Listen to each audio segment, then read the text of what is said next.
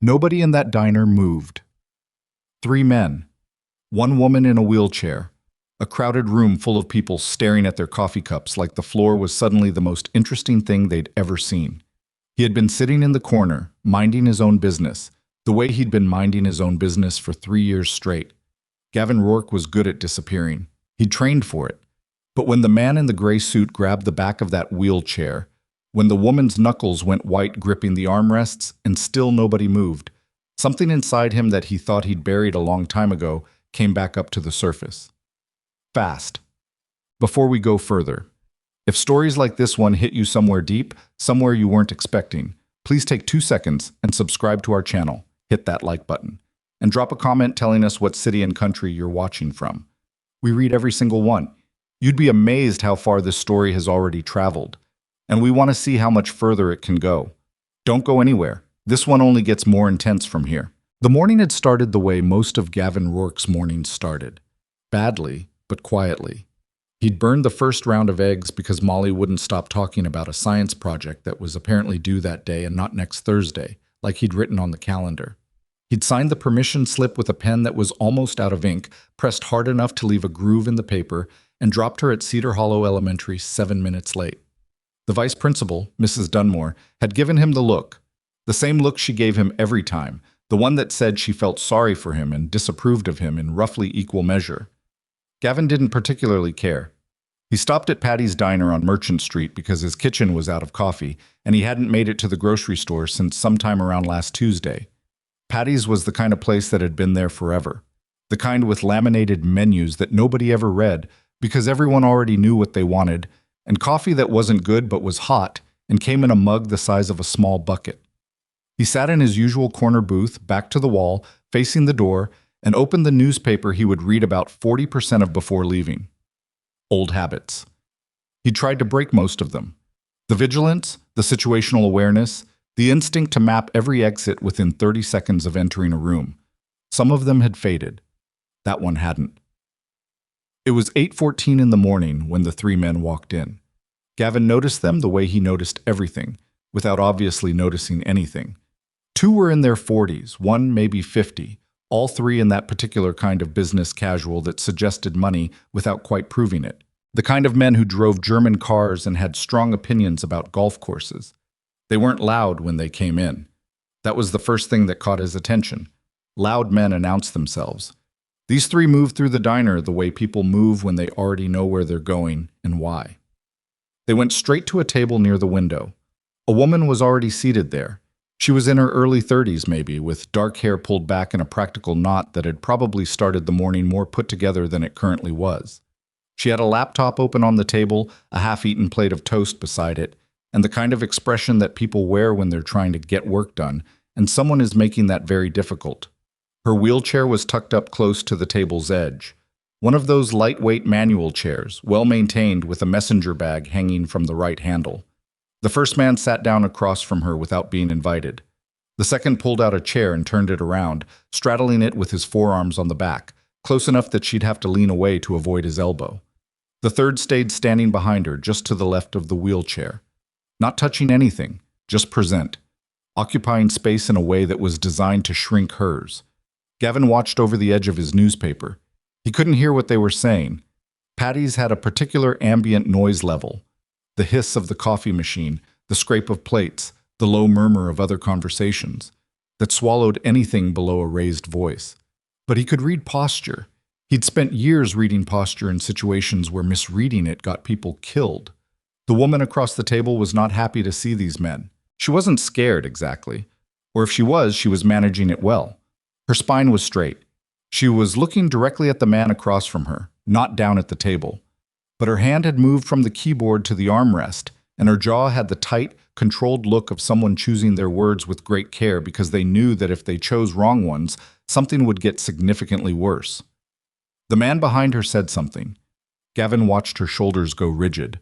One of the seated men laughed. It wasn't a nice laugh. Then the man behind her reached down and gripped the back of the wheelchair. Just held it, didn't move it. Just put his hand on it and held it, the way you'd put your hand on someone's shoulder to make them understand that you could apply pressure whenever you felt like it. The whole diner saw it. Gavin counted the seconds. 1, 2, 3. Nobody moved. The waitress behind the counter was looking at her order pad. The couple by the far wall was extremely interested in their pancakes. The man in the booth closest to the window had his eyes on his phone, not scrolling, just staring at it. 4. 5. Gavin set his newspaper down. He left 2 bills on the table for the coffee he'd barely touched, picked up his jacket from the seat beside him, and walked across the diner. He didn't move fast. There was no point in moving fast. Fast drew attention and escalated things before you were ready to handle the escalation. He walked the way he always walked, with the unhurried steadiness of someone who didn't feel the need to announce himself, and he stopped about 18 inches from the man standing behind the wheelchair. The man turned around. I was a few inches shorter than Gavin, broader across the chest, with the specific confidence of someone who was accustomed to being the most physically imposing presence in most rooms he walked into. He looked at Gavin the way people look at strangers who have made a navigational error. "You're in the wrong conversation, buddy," the man said. "Probably," Gavin said. He said it easily. No tension in his voice, no edge. Just the word, landing flat. Then he looked past the man at the woman in the wheelchair. "Do you know these gentlemen?" She looked at him. Something shifted in her expression. Not relief exactly, but the particular quality of someone recalibrating their options. "We've met," she said. "I'd prefer not to continue the meeting." Gavin looked back at the man in front of him. He didn't say anything else. He didn't have to. There was something in the way he was standing, something in the very specific quality of his stillness, that communicated, without theatrics or volume, that the geometry of this situation had just changed, that the man would need to either escalate to something considerably more serious than intimidation, or he would need to step back. The man stared at him for a long moment. Then he stepped back. The one straddling the chair stood up. The one across the table closed the conversation with something short and quiet that Gavin didn't catch, and all 3 of them walked out of the diner without looking back. The room exhaled. Gavin turned back to the woman. She was looking at him with an expression he couldn't immediately classify. Not gratitude, or not only that. Something more complicated. The look of someone who wasn't sure yet whether being helped had made their situation better, or whether it had simply added a new variable. "Camille Arden," she said, and extended her hand. "Gavin Rourke." He shook it. "You all right?" "I'm fine." She said it immediately, the way people do when the answer isn't quite true, but arguing would take too long. Then she looked toward the door the 3 men had walked through, and something in her face went briefly somewhere else, somewhere tired. "I'm fine," she said again, quieter. Gavin pulled out the chair across from her and sat down, because it seemed like the appropriate thing to do, and because he wasn't quite ready to leave yet. "Those men come here often?" he asked. "No, they found me here." She glanced at her laptop, then closed it. Gave up on the work, apparently. Marcus Vane sends different people each time. Last week it was a lawyer. Week before that it was someone who introduced himself as a community liaison. A short, humorless sound. Today, he apparently decided to skip the middle part. Vane. Gavin turned the name over. He'd heard it. Everybody in Cedar Hollow had heard it. Marcus Vane was currently trying to buy or pressure his way through most of the east side of town. Something about a luxury mixed-use development that would apparently transform the area, depending on who you asked, or destroy it, depending on who else you asked. "He wants your property." "My house." She said it without drama. "I've been there 4 years. He wants the whole block. I'm the last one who hasn't sold." She picked up her coffee cup, found it empty, set it back down. He started with reasonable offers. Then the offers got less reasonable. Then the letters from lawyers started. And now the personal visits. Gavin looked at her chair. He didn't mean to. Or at least, he wasn't looking at it the way people sometimes looked at it, with that particular mixture of pity and awkwardness that she'd probably had enough of to last 3 lifetimes. He was looking at it mechanically, professionally. The way he looked at anything with moving parts. Something was wrong with the right rear wheel assembly. Not wrong in the way things go wrong from normal use. Wrong in a specific way. The kind of specific that meant something. "Can I look at the back of your chair for a second?" he asked. She frowned. "Why?" "Humor me." She considered him for a moment, then turned slightly so he had access to the rear of the chair. He crouched down and looked without touching. The axle bolt on the right wheel had been deliberately backed out. Not all the way, but enough. A quarter turn, maybe a third. It would hold under normal conditions. Under pressure, a curb, a sharp turn, someone pushing from behind with any kind of force, the wheel would go. Not dramatically, not all at once. It would go at the worst possible moment, in a way that would look like ordinary mechanical failure to anyone who didn't know exactly what they were looking at. Gavin stood back up. He kept his voice careful and level, because the last thing he wanted to do was frighten her more than she already was. Who has access to your chair when you're not using it? She looked at him differently now. What did you find? Who has access, he repeated. It's in the entryway at night. My front door locks. Why are you... She stopped, read his face. Her voice went very quiet. Something's wrong with it. The right rear axle bolt has been loosened. The color didn't drain from her face. It was subtler than that. A stillness that settled over her features. The specific stillness of someone absorbing information they'd been afraid of without quite letting themselves be afraid of it. That would have... Yeah. He didn't make her finish the sentence. If it let go on a ramp or an incline. Yeah. She was quiet for a moment. I have a garage on Birchwood, he said. I can fix it properly. Check the rest of the chair. Make sure there's nothing else. He paused.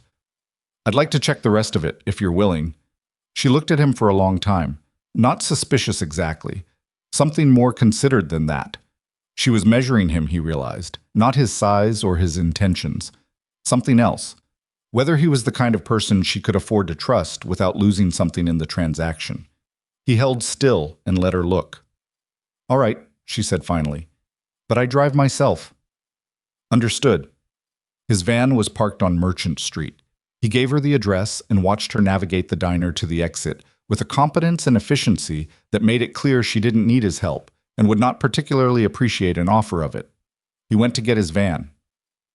In the van driving back to Birchwood, Gavin thought about the axle bolt. A quarter turn. Not random, not impulsive. Someone who knew what they were doing, who had looked at that chair and understood what would cause maximum damage with minimum detection, had put their hands on it while Camille Arden was sleeping or working or otherwise not looking. 3 men showing up at a diner, a sabotaged wheelchair, a property developer who apparently had no particular preference for the polite method. Gavin pulled into the garage. He sat with the engine off for a moment. 8 years in the Navy had taught him certain things that he'd spent the last 3 years trying to forget. Patience was one. Pattern recognition was another. And the third, the most important one, the one that had kept him and the men around him alive more times than he could count, was knowing when you looked at a collection of apparently separate things, when they were actually one thing. This was one thing. He got out of the van and opened the garage door. Camille rolled up the driveway 4 minutes later, which meant she drove fast. She came inside without being invited, looked around the garage with the quick cataloging attention of someone who evaluated environments professionally, and positioned her chair beside the main work table without being asked. What made you notice? She said. The angle of the bolt head. He was already gathering the right tools. Someone used a socket wrench, left a very slight mark on the metal. If you know what that mark means, you know what happened. And you know what it means. I've repaired a lot of things. He kept his voice neutral. She watched him work. She didn't fill the silence with small talk, which he appreciated. Most people filled silence because it made them uncomfortable. She seemed to use it the way he did, to think. He worked through the chair methodically. The right axle was the worst of it, but not the only issue. 2 of the brake cable anchors had been partially unthreaded. Not dangerously. Not alone. Combined with a loose wheel under sudden stress, they would have contributed to a loss of control that would have been nearly impossible to prevent. Gavin tightened everything down, inspected the rest of the frame, checked the footrests, the seat tension, the armrest locks. I didn't say much while he worked. When he was finished, he stood up and set his tools down. How long has Marcus Vane been pressuring you? He asked. 14 months? And the harassment? How long has that been physical? She looked at him. 2 months. Started with a broken window. Then someone put something in my mailbox, like nothing threatening, just a dead bird, which I know how that sounds, but she stopped, looked at her hands. Then the building violations started showing up. Building violations. 4 of them. In 6 weeks. My house is 14 years old. I've maintained it carefully. She said it without heat, just stating facts. The violations are fabricated. My attorney is fighting them. But it costs money to fight them, and it takes time, and that's the point. Her voice was even. It's designed to exhaust me. Gavin nodded slowly. He leaned against the work table and looked at the repaired chair. Why haven't you sold? He asked. Not challenging, genuinely asking. She didn't answer immediately. When she did, it wasn't what he'd expected. Because I rebuilt my life in that house, she said. After the accident. After everything that came after the accident. She paused. I'm not interested in being pushed out of the life I rebuilt. Gavin looked at her. There was something in the way she said it, the particular weight behind the word rebuilt, that told him the story there was considerably longer and more complicated than what she'd offered. He didn't push.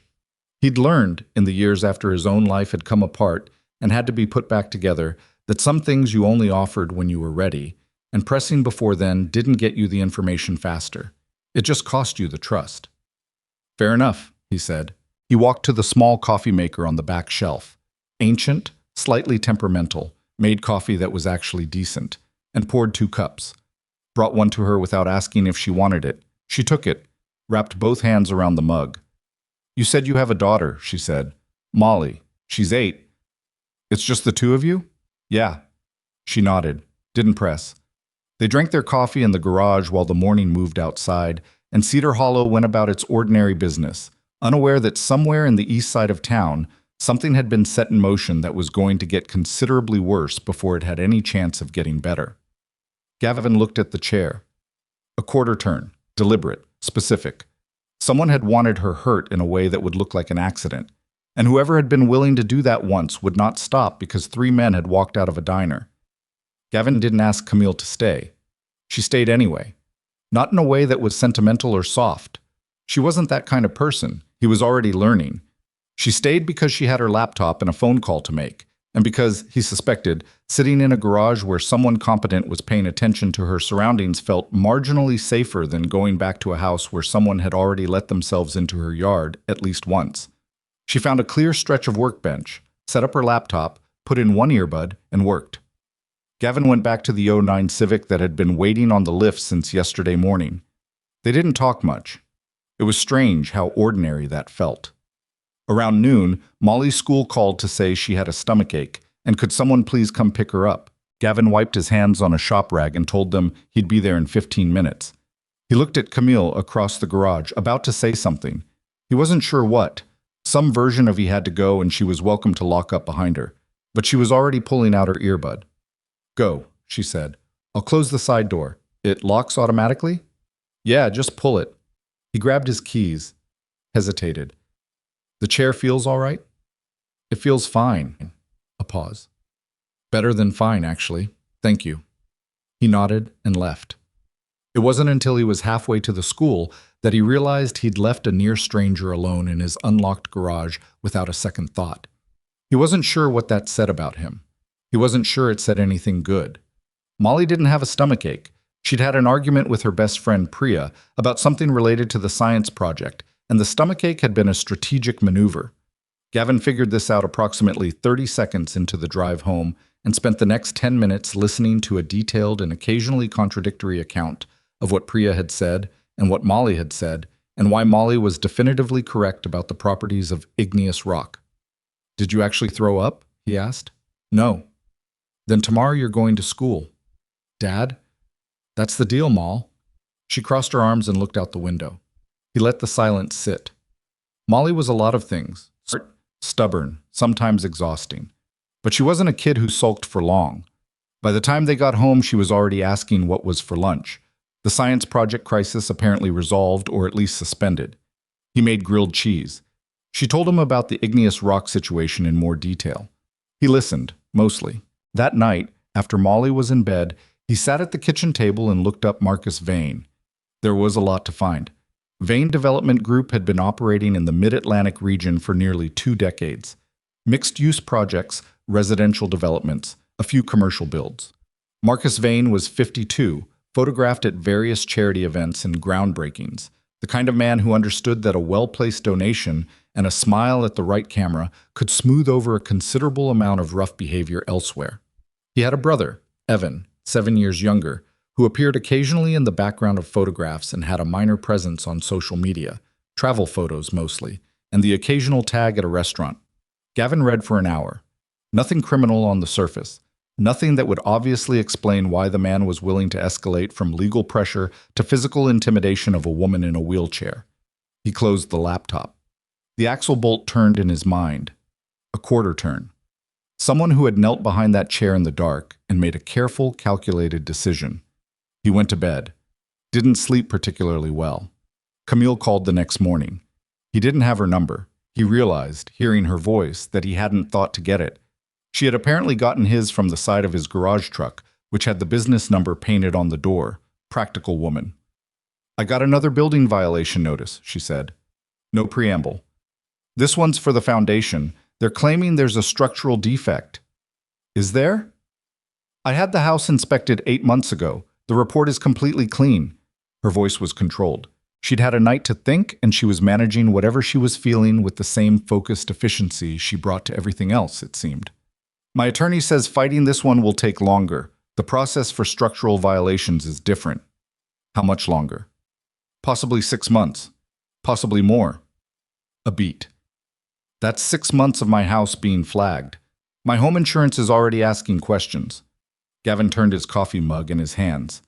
"Can your attorney subpoena the inspection records? Find out who filed the violation and what they based it on?" "She's working on it." He heard something shift in the background. Her chair moving, probably. "Gavin, I looked you up." He'd been waiting for that. "Navy SEAL," she said. 8 years. Honorable discharge." "That's right. You run a car repair shop." "That's right." A pause. "I'm not asking you to explain yourself. I wanted you to know that I know." Another pause, shorter. "And I wanted to say that I'm sorry about your wife." He hadn't expected that. He sat with it for a moment. The particular unexpected weight of someone saying the thing that people usually danced around, or didn't say at all, because they didn't know how. "Thank you," he said. "I found 2 more things this morning," Camille said, moving on in a way that he was grateful for. "Someone cut 3 branches off the oak tree in my backyard, just cut them and left them on the ground. And my neighbor across the street, Mrs. Parrish, she's 81, told me she saw a car parked outside my house for most of Thursday night. She couldn't read the plates." "Same car all night?" "She said she thought so. She didn't want to call the police because—" He heard the frustration in the careful way Camille kept her voice flat. "She said she didn't want to get involved." Gavin thought about Mrs. Parrish, 81 years old, watching a car sit outside her neighbor's house all night and deciding not to call anyone. He understood it, in the way you understand things you don't admire. Fear was heavy. It made people smaller than they wanted to be. "I'm coming over," he said. "You don't have to. I'm going to look at your yard and your entry points, and then I'm going to tell you what I think you should do." He stood up from the table. "You can tell me I'm wrong after." She was quiet for a moment. "All right." He dropped Molly at school, on time today, since there was no stomachache to manage, and drove to the east side. Camille's street was quiet, in the way that older residential streets are quiet on weekday mornings. A few cars backing out of driveways, someone walking a dog, the distant sound of a lawn service 2 blocks over. Her house was a craftsman-style bungalow, well maintained, the yard small but carefully kept. He saw the oak tree immediately. 3 thick branches, each one cleanly cut, lying in the grass near the fence line. Not broken by weather, cut. Camille met him at the front door. She had coffee ready, which he hadn't expected, and she handed him a mug without asking how he took it. Black, it turned out. She'd guessed right. He walked the yard while she watched from the porch. He checked the fence, the gate, the exterior of the garage, the side entry to the house. He crouched near the back gate and looked at the latch. It had been opened from the outside. The lock wasn't broken, which meant someone had either picked it or had a key. He looked at the oak tree. The cuts were clean and deliberate, made with something sharp, and positioned on branches that would have been visible from the street. Not destruction, a signal. "We were here. We can come back." He went back inside. Camille was at the kitchen table with her own coffee. Your back gate latch has been opened from the outside, he said. Someone picked it or had a copy of the key. She absorbed this. I've had the same lock since I moved in. You should change it. Change your front door locks too. He sat down across from her. I want to put cameras up. Exterior, focused on the gate, the driveway, the front entry. I have the equipment. I use it at the garage. Gavin, I know. He kept his voice level. I know you don't want to feel like someone's watching over you. That's not what this is. This is evidence collection. Right now, everything they're doing is deniable. The violations, the cut branches, the car outside. If we have footage, they're not deniable anymore. She looked at him across the table. She had the kind of face that showed thought in motion. Not dramatically, but if you were paying attention, you could see it working. You've done this before, she said. It wasn't a question. Not exactly this. Similar problems, different environments. He turned his coffee mug. The principle is the same. When someone's running a pressure campaign, they rely on the fact that each individual act looks small. A loose bolt. A building violation. A car parked on a public street. None of it is provable. All of it together tells a story, but only if you can connect the pieces. And cameras connect the pieces. Cameras are a start. She was quiet. Outside, a car went by slowly. Both of them heard it. Neither of them said anything about it. Okay, she said. Put the cameras up. He went back to the garage and loaded the equipment. 4 wireless units he'd bought after a string of tool thefts 2 years ago and never fully used. He returned to Camille's house in the early afternoon and spent 2 hours on a ladder and a step stool working through the installation. She held the mounting brackets when he needed a second hand, passed him tools without being asked, and at one point identified a better camera angle for the back gate than the one he'd planned, which he used. She was a good problem solver. He kept noticing that. Not in a way that surprised him exactly. She ran a technology company, which presumably required a certain facility with systems and logic, but in a way that was specifically useful right now. She didn't approach the camera placement the way most people would, thinking about aesthetics or convenience.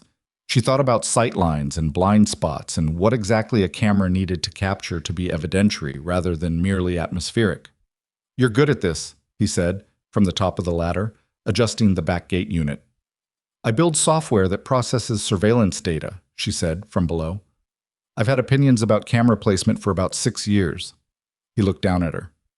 What kind of software?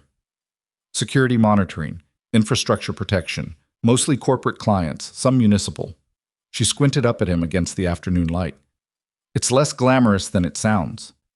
Doesn't sound that glamorous to start with. No. Something in her voice shifted, a dry warmth. That's why I like it.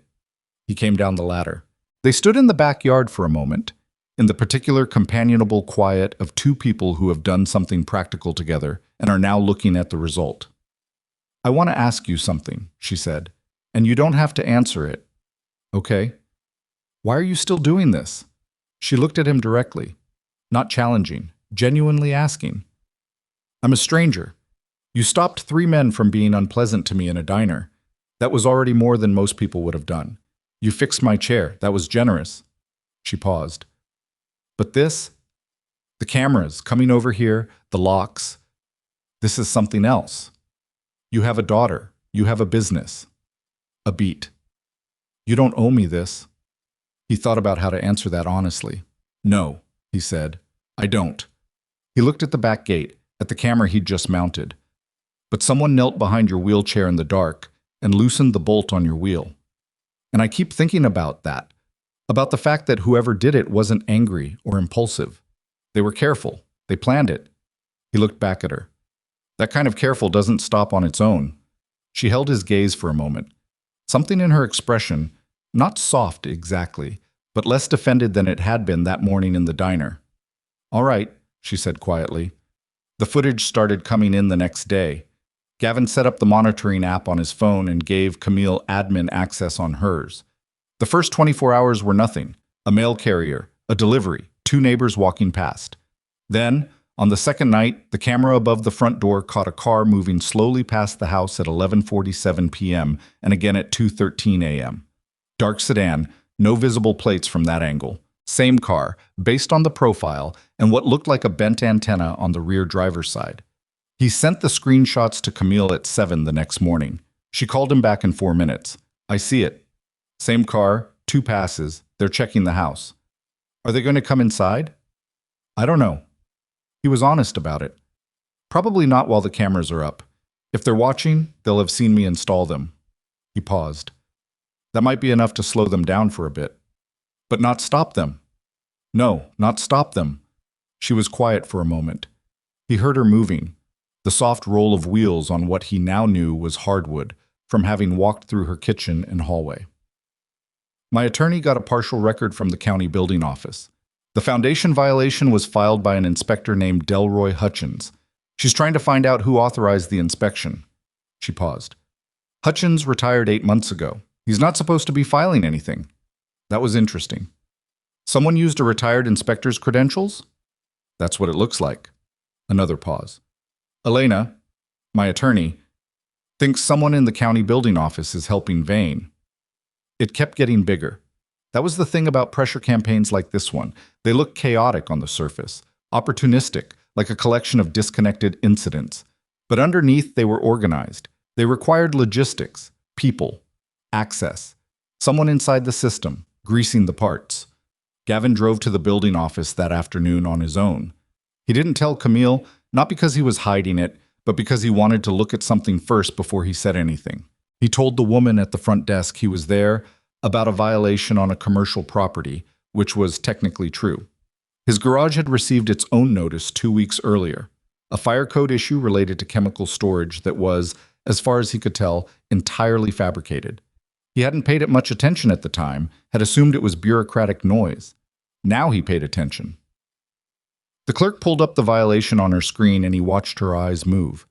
The way she glanced toward the back office. The way her hands went a little careful on the keyboard. Inspector on the filing, he asked casually. Delroy Hutchins, she said. He thanked her and left. Delroy Hutchins filed the violation on his garage too.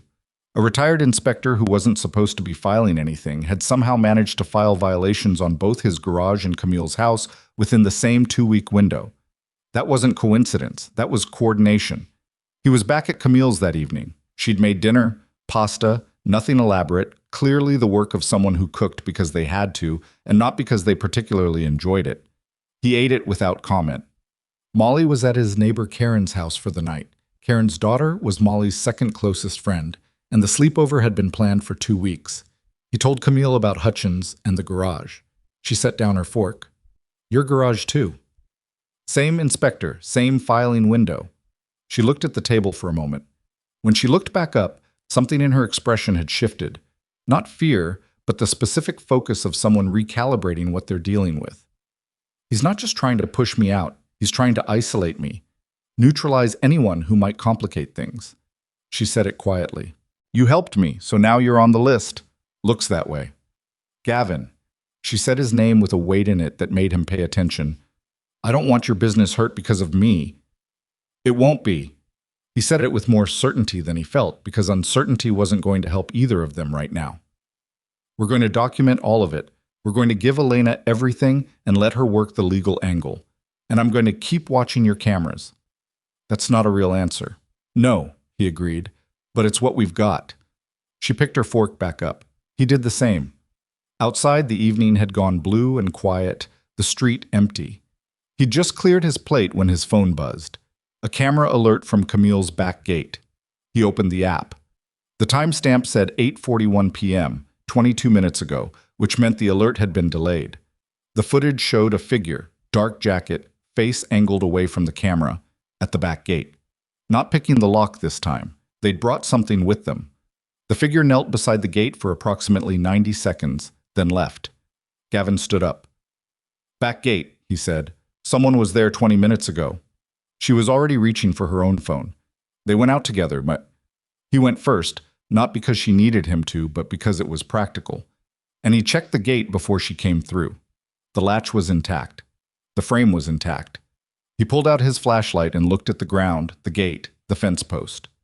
There, on the gate's lower crossbar, was the wheelchair. Not her wheelchair. A small photograph, maybe wallet-sized, printed on plain paper and taped to the metal with a single strip of tape. It showed Camille's chair, Specifically, the right rear wheel assembly, the exact spot where the axle bolt had been loosened. Below the photograph, written in ballpoint pen, "Next time, we won't be so gentle." Camille came around the gate and looked at it. He watched her face. She was very still. "Don't touch it," he said. "We photograph it in place, then bag it." She nodded. Her jaw was tight. He took the photographs with his phone, then he carefully peeled the tape with a gloved hand. He had a pair in his jacket pocket, habit, and slid the paper into a plastic bag from the kitchen. Evidence. Real, tangible, holdable evidence. "This is escalating," he said. "I know." Her voice was flat, not emotionless, controlled. Two very different things. "You should talk to Sheriff Hollis." "I've talked to him twice. He took a report both times." She looked at the gate. "He's not unsympathetic, but so far, everything has been in gray areas. Hard to prosecute," he said. "This isn't a gray area." He held up the bag. She looked at it. Something moved in her eyes. Not quite anger, not quite exhaustion. A mixture of both that had probably been building for 14 months. "No," she said. "I suppose it isn't." They went back inside. She called Sheriff Hollis while Gavin washed the dishes. She'd cooked, and it seemed like the right division of labor. And he listened to one side of the conversation from the kitchen. Hollis apparently agreed to come by in the morning and take the evidence. When she hung up, she sat at the kitchen table and didn't say anything for a little while. He finished the dishes and dried his hands and looked at her. "I keep thinking about the crash," she said. She wasn't looking at him. She was looking at the table, or through it, at something that wasn't in the room. 4 years ago, the accident. I've spent 4 years just working, building back." She paused. "My company. This house. Everything." She turned the coffee mug in her hands. "I keep asking myself if there's a version of this where I'm wrong. Where Vane is just an aggressive developer, and all of this is really just—" She stopped. "You don't think you're wrong," Gavin said. "No." She looked up at him. Her eyes were clear, tired, but clear. "I don't." He nodded. "Tell me about the crash," he said. Not pressing, offering. The same way he'd sat down across from her at the diner because it seemed like the right thing to do, and he wasn't quite ready to leave the situation alone. She looked at him for a long moment. Then she started talking. The crash had been 4 years ago, on a Wednesday afternoon, Route 11 heading into Cedar Hollow from the north. She'd been coming back from a client meeting. A car had come across the center line. She never saw it coming. The impact was just suddenly there, the way catastrophic things are. Not slowly, not with warning, just an instantaneous rearrangement of everything. She'd been in the hospital for 11 days. The spinal damage was at L1, which meant she could feel everything above the waist and nothing reliable below. She'd learned over the following months which things were permanent and which weren't, and she'd built her life around the permanent ones with the same systematic thoroughness she brought to software architecture. The driver of the other car had walked away from the accident with a cut above his eye and a mild concussion. His name was Evan Vane. Gavin went very still. "Marcus Vane's brother," he said. "Yes." He didn't say anything for a moment. Outside, something, a cat probably, moved along the fence line and triggered the side camera. He heard his phone buzz and ignored it. "He was charged initially," Camille said. "Reckless driving. They tested his blood alcohol at the hospital." She stopped. "And then the test results took 3 weeks to come back. And when they came back, they were inconclusive. And the witness who'd seen him before the crash, a man named Walter Briggs, who'd been at the gas station where Evan stopped 20 minutes before the accident, that man gave a statement to the police and then, when the case went to the DA's office, couldn't be located. He disappeared." "He moved, very suddenly. His landlord said he packed in 2 days. She held her coffee mug, didn't drink from it. "The reckless driving charge was eventually dropped.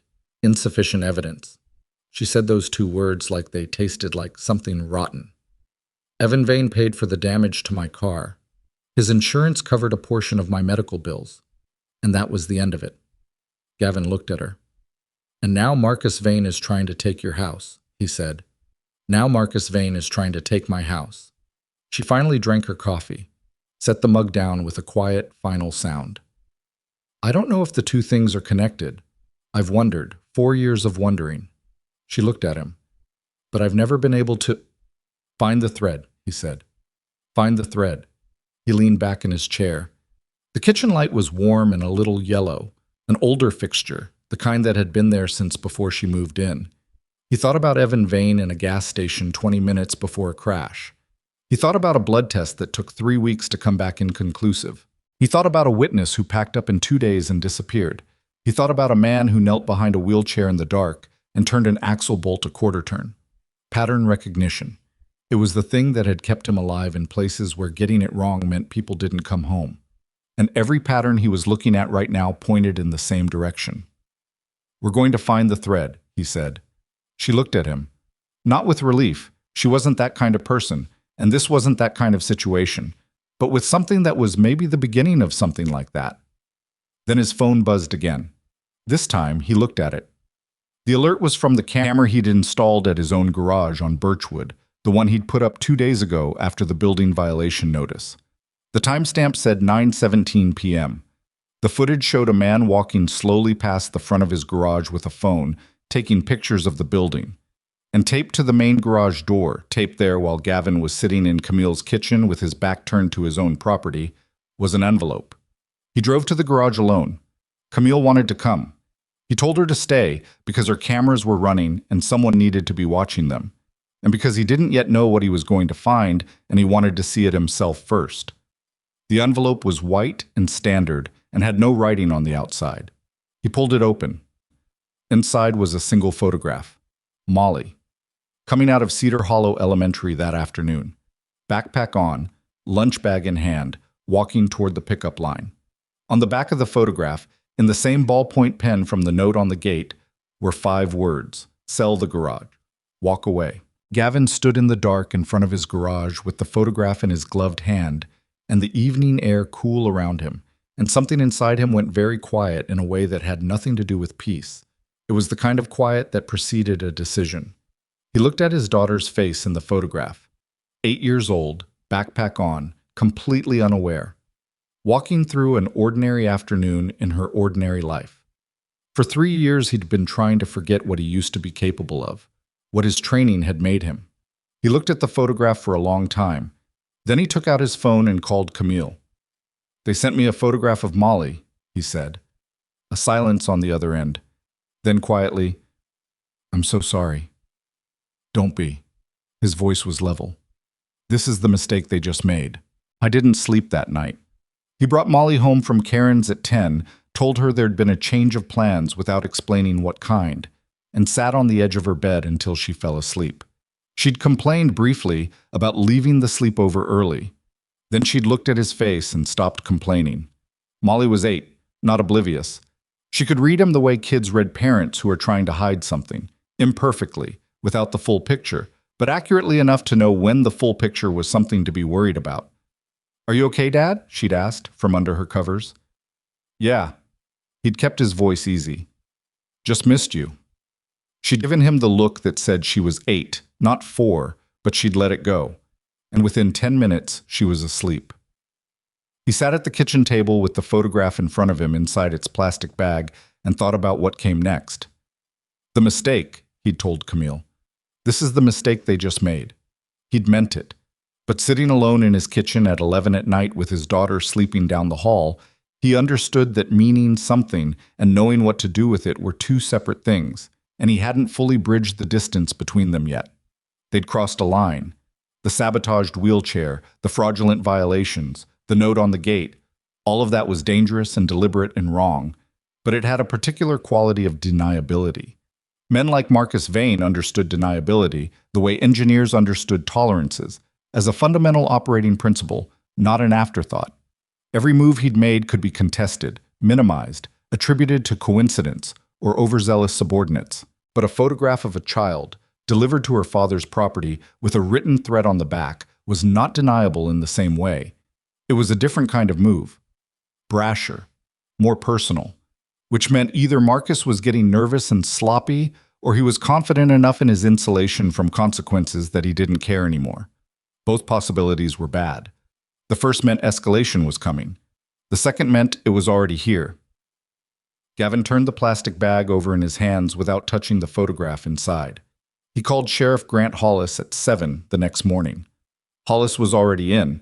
Gavin had figured he would be. Small-town sheriffs kept early hours, especially ones who took their jobs as seriously as Hollis appeared to. "I got your message," Hollis said, before Gavin could start. "Camille called me last night, too. You want to come in, or you want me to come to you?" "Come to the garage. I want you to see the camera footage from last night." Hollis arrived 45 minutes later. He was a heavy-set man in his mid-50s, unhurried in a way that wasn't laziness, but felt more like someone who'd learned that rushing made you miss things. He had a daughter Molly's age, which Gavin had found out some months ago at a school event, and he looked at the photograph of Molly leaving school with an expression that was controlled but not comfortable. "Who took this?" he asked. "Someone standing near the pickup line, far enough back to be inconspicuous. Phone camera, probably." The angle and resolution. Gavin showed him the garage footage on his phone. "This man walked past and taped the envelope to the door. I don't recognize him." Hollis watched the footage twice. "I don't either, but I can work with this." He looked up. "Gavin, I have to be straight with you. I believe you and Camille that this is connected to Vane. I believe the pattern you're describing is real. But what I can bring to the DA right now is still thin. The photograph of my daughter is serious, and I'm treating it seriously." Hollis's voice was patient, deliberate. "But unless we can connect the man in that footage to Vane's organization, it's an unidentified individual committing a threatening act, which I can pursue. But it doesn't give us Vane." He handed the phone back. "I need the chain, Gavin. I need someone who can testify that they were directed to do this. Or I need documents. Or I need—" "Walter Briggs," Gavin said. Hollis looked at him. "The witness from Camille's accident. The man who saw Evan Vane before the crash." Gavin watched Hollis's face. "You know about him?" A pause. "I've read the original accident file. Yes." "He gave a statement and then disappeared. You ever look into that?" "The accident predates my tenure by about 18 months. Hollis said it evenly, without defensiveness. "When I came into the office, the file was closed. Charge dropped, insurance settled. There was nothing to reopen." He paused. "But I pulled the file 2 days ago, after Camille first came to me." "And?" Hollis looked at the garage floor for a moment, then up. "The original blood test processing record has a gap in the chain of custody. 3 days where the sample is logged as being in transit that don't correspond to any documented transfer." He said it carefully, like someone reading from a document he'd memorized. "And Walter Briggs's last known address was a rental on Clement Street. Landlord reported he was gone in 48 hours. No forwarding address. That was 4 years ago, and nobody followed up. The kitchen at Camille's house the night before." Her voice saying those words, insufficient evidence. "Someone helped Evan Vane walk away from that accident," Gavin said. "That's what it looks like." Hollis met his eyes. "But looking like something and proving it are—" "I know." Gavin had spent enough time in environments where the gap between what you knew and what you could act on got people killed. He understood the gap. He didn't like it, but he understood it. "What do you need from me?" "Right now, keep the evidence coming. Camera footage, photographs, the envelope, all of it. I'm going to run the man in the garage footage through our system and see what comes up." Hollis picked up his hat from the workbench. "And keep your daughter close." "Already doing that." After Hollis left, Gavin stood in the empty garage for a few minutes. Then he called Camille. "Hollis needs the chain," he told her. "Someone who can testify they were directed by Vane. Or documentation." He paused. "Or Briggs." Camille was quiet. He could hear her thinking, not literally, but the particular quality of her silences had a texture by now that he was learning to read. This one was working. "I've been trying to find Walter Briggs for 2 years," she said finally. "Not obsessively, but I hired a private investigator about 18 months after the accident, when the charge was dropped and the settlement came through, and I started understanding that something was wrong with how it had all resolved." She paused. "He found a Walter Briggs in Roanoke. Different Walter Briggs. He found one in Maryland, but the age didn't match. He dead-ended. Can I have the investigator's file? I'll send it today." He spent the afternoon at the garage. He had actual work backed up, a transmission rebuild, and 2 routine services that had been waiting patiently while everything else was happening. And let the Walter Briggs question sit in the back of his mind the way he'd learned to let problems sit. Not forcing them. Letting the pattern assemble itself. The investigator's file arrived by email at 4. He read it on his phone between jobs. The PI had been thorough, more thorough than the cold summary suggested. There were notes on Briggs's background. 54 years old at the time of the accident, former utility worker, lifelong Virginia resident, no criminal record, no history of mobility. The kind of person who didn't move, especially not in 48 hours. Unless someone gave him a very strong reason. Gavin thought about that. About what kind of reason made a lifelong Virginia resident pack up in 48 hours and disappear so completely that a private investigator couldn't locate him 2 years later. Money was one reason, fear was another. The combination of both was usually sufficient for almost anything. He finished the transmission rebuild at 6, locked the garage, and drove to Camille's. She had a visitor. A woman was sitting at Camille's kitchen table when Gavin arrived. Early 50s, sharp-eyed, with the kind of composed attention that lawyers sometimes had and journalists sometimes had, and very few other people cultivated on purpose. She had a recorder on the table and a notepad and was drinking tea that Camille had apparently made for her. "Dana Whitlock," Camille said when Gavin appeared in the kitchen doorway. "She's an investigative journalist, Cedar Hollow Courier, but her work gets picked up regionally." She looked at him with a particular directness. "I called her this morning." Gavin looked at the recorder on the table. "Before you say anything," Dana Whitlock said pleasantly, "I'm off the record until you're on it. Nothing in this room goes anywhere without your explicit consent." "How long have you known Camille?" he asked. 3 years. She's a source for a piece I did on accessible infrastructure in rural counties." Dana turned her tea mug. "She called me this morning and told me she needed someone who could dig." "What can you dig that a private investigator couldn't?" "A PI can find where people are," Dana said. "I can find why they went there and who paid for it." A pause. "Different skills." Gavin looked at Camille. She looked back at him steadily. "I know," she said, reading whatever was on his face. "Bringing in a journalist escalates it publicly. I thought about that." She folded her hands on the table. "But I've been waiting 14 months for the legal process to work. And now they've sent a photograph of your daughter." Her voice didn't waver. "I'm done waiting." He pulled out a chair and sat down. "What do you need from us?" he said to Dana. Dana's eyes moved between them. She picked up her pen. "Everything," she said. "From the beginning." They talked for 2 hours. Gavin watched Dana work. She was good, the kind of good that didn't announce itself. She asked questions that sounded simple and were actually surgical. She circled back to details without seeming to, building a picture the way a careful investigator builds a picture. Not dramatically, not in a straight line, but through accumulation. She was particularly interested in Evan Vane. "The blood test chain of custody," she said at one point. "Hollis told you there was a gap?" "He confirmed it," Gavin said. 3 days unaccounted for." Dana wrote something down. "I have a source in the state lab. Not someone who'd testify, but someone who might be able to tell me whether a sample at that time would have had the opportunity to be compromised." She looked up. "I'm not going to ask how you know about the custody gap, because I don't think I want to know." "Hollis told me," Gavin said. "Good, that's a cleaner chain." She made another note. "Walter Briggs, you said the PI found nothing after Maryland." "Dead end." She was quiet for a moment. Something moved across her face, not excitement, but the focused attention of someone who has just identified the most interesting problem in the room. "I covered a piece 8 years ago about a housing nonprofit in the Shenandoah Valley. One of their board members was a man who later turned up connected to a Vane project in Winchester. Vane provided funding for a community center in exchange for zoning cooperation." She tapped her pen on the notepad. "The nonprofit had a program that helped people relocate, quietly. The kind of relocation that doesn't leave a public trail." She looked at them. "I'm not saying that's what happened. I'm saying it's a mechanism that existed in Vane's orbit." The room was quiet for a moment. "You think someone used that program to move Briggs?" Camille said. "I think it's worth looking at." Dana closed her notepad. "Give me a week." After Dana left, Gavin and Camille sat at the kitchen table in the quiet that the conversation had left behind. It was getting dark outside. He should go home, check on Molly.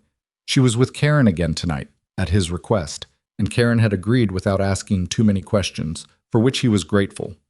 "You made the right call," he said, "calling Dana." Camille looked at him. "You're not sure?" "I'm not 100%. He was honest about it. Journalists have their own agendas, not necessarily bad ones, but their own. He paused.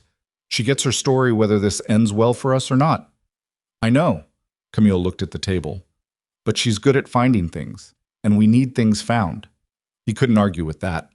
3 days passed. Gavin kept the cameras running at both properties, kept Molly at Karen's.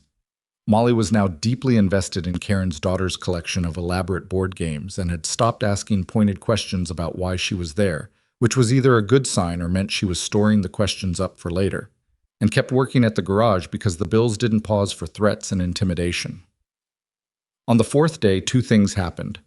The first, Elena Pierce, Camille's attorney, called with news about Delroy Hutchins. She'd found a financial record, not through official channels, she was careful to say, but through a legal request to a title company that turned out to be connected, showing that Hutchins had received a consulting payment of $12,000 from a shell company 11 days before filing the violations on both Camille's house and Gavin's garage. The shell company had been incorporated in Delaware. Its registered agent was a name that meant nothing by itself. Elena was still working the Delaware chain. The second thing, Dana Whitlock called Gavin directly, which he hadn't expected. I found Walter Briggs, she said. I was in the garage. He set down the wrench he was holding. Where? Martinsburg, West Virginia. He's been there 4 years. A pause. He's not hiding exactly. He's just quietly existing. Different name on the mailbox, but he's there. Another pause. He's also sick. Emphysema. He's not doing particularly well. Gavin thought about that. A man who'd been moved, paid, or frightened into silence, living quietly in Martinsburg under a different name, with emphysema, approaching the end of something. Does he know you found him? He asked. Not yet. I wanted to talk to you first. Dana's voice was careful. Gavin, a man in his position, sick, relocated, potentially afraid. If we approach him wrong, he shuts down completely. Or he panics. She paused. I think it should be you, not me, not Camille. Why me? Because you're not a journalist and you're not the person he was used against. She seemed to choose the word, neutral. And you don't look like someone with an agenda. I have an agenda. You know what I mean? He did. He thought about it for the rest of the day. He told Camille that evening. She was quiet for a long moment. You drive to Martinsburg. It's 3 hours. He paused. But I need someone for Molly. More than a day, probably. Karen? She's already done a lot. I don't want to... I'll ask Elena if her sister can help. Elena's sister does after-school care. Camille looked at him. Gavin, go to Martinsburg. He left on a Thursday morning before the sun was fully up, with a thermos of coffee and Dana's information on his phone and the photograph of Molly in the plastic bag in the glove box, because he wanted it with him. Not as a reminder of what was at stake. He didn't need reminding, but as something concrete, something real. The drive took 3 hours and 20 minutes. Martinsburg was a small city, the kind that had seen better economic decades, with the particular worn-in quality of places that kept going out of habit and a certain stubbornness. Walter Briggs' address was a rental duplex on a side street with a few large trees and a chain-link fence. Gavin sat in his truck across the street for a while. He wasn't nervous. He was thinking about how to do this without making it worse. A sick man in a rented duplex who'd been paid or frightened into disappearing 4 years ago. What did he need from this conversation, and what could Gavin offer him that might make him willing to have it? Not money, not threats. The truth, maybe. Plainly stated, the way you told people things when you respected them enough not to dress it up. He got out of the truck. The man who answered the door was smaller than Gavin had imagined. Mid-50s, gray, with the particular thinness of someone who'd lost weight they weren't trying to lose. He was in a flannel shirt despite the warmth of the morning. He had an oxygen concentrator visible just inside the door, the tubing looped over a chair. He looked at Gavin with the expression of someone who was surprised to have a stranger at his door, but not alarmed by it. Not yet. Walter Briggs, Gavin said. A pause. Who's asking? My name is Gavin Rourke. I drove from Cedar Hollow, Virginia. He kept his hands visible, his posture easy. I'm not law enforcement. I'm not a journalist.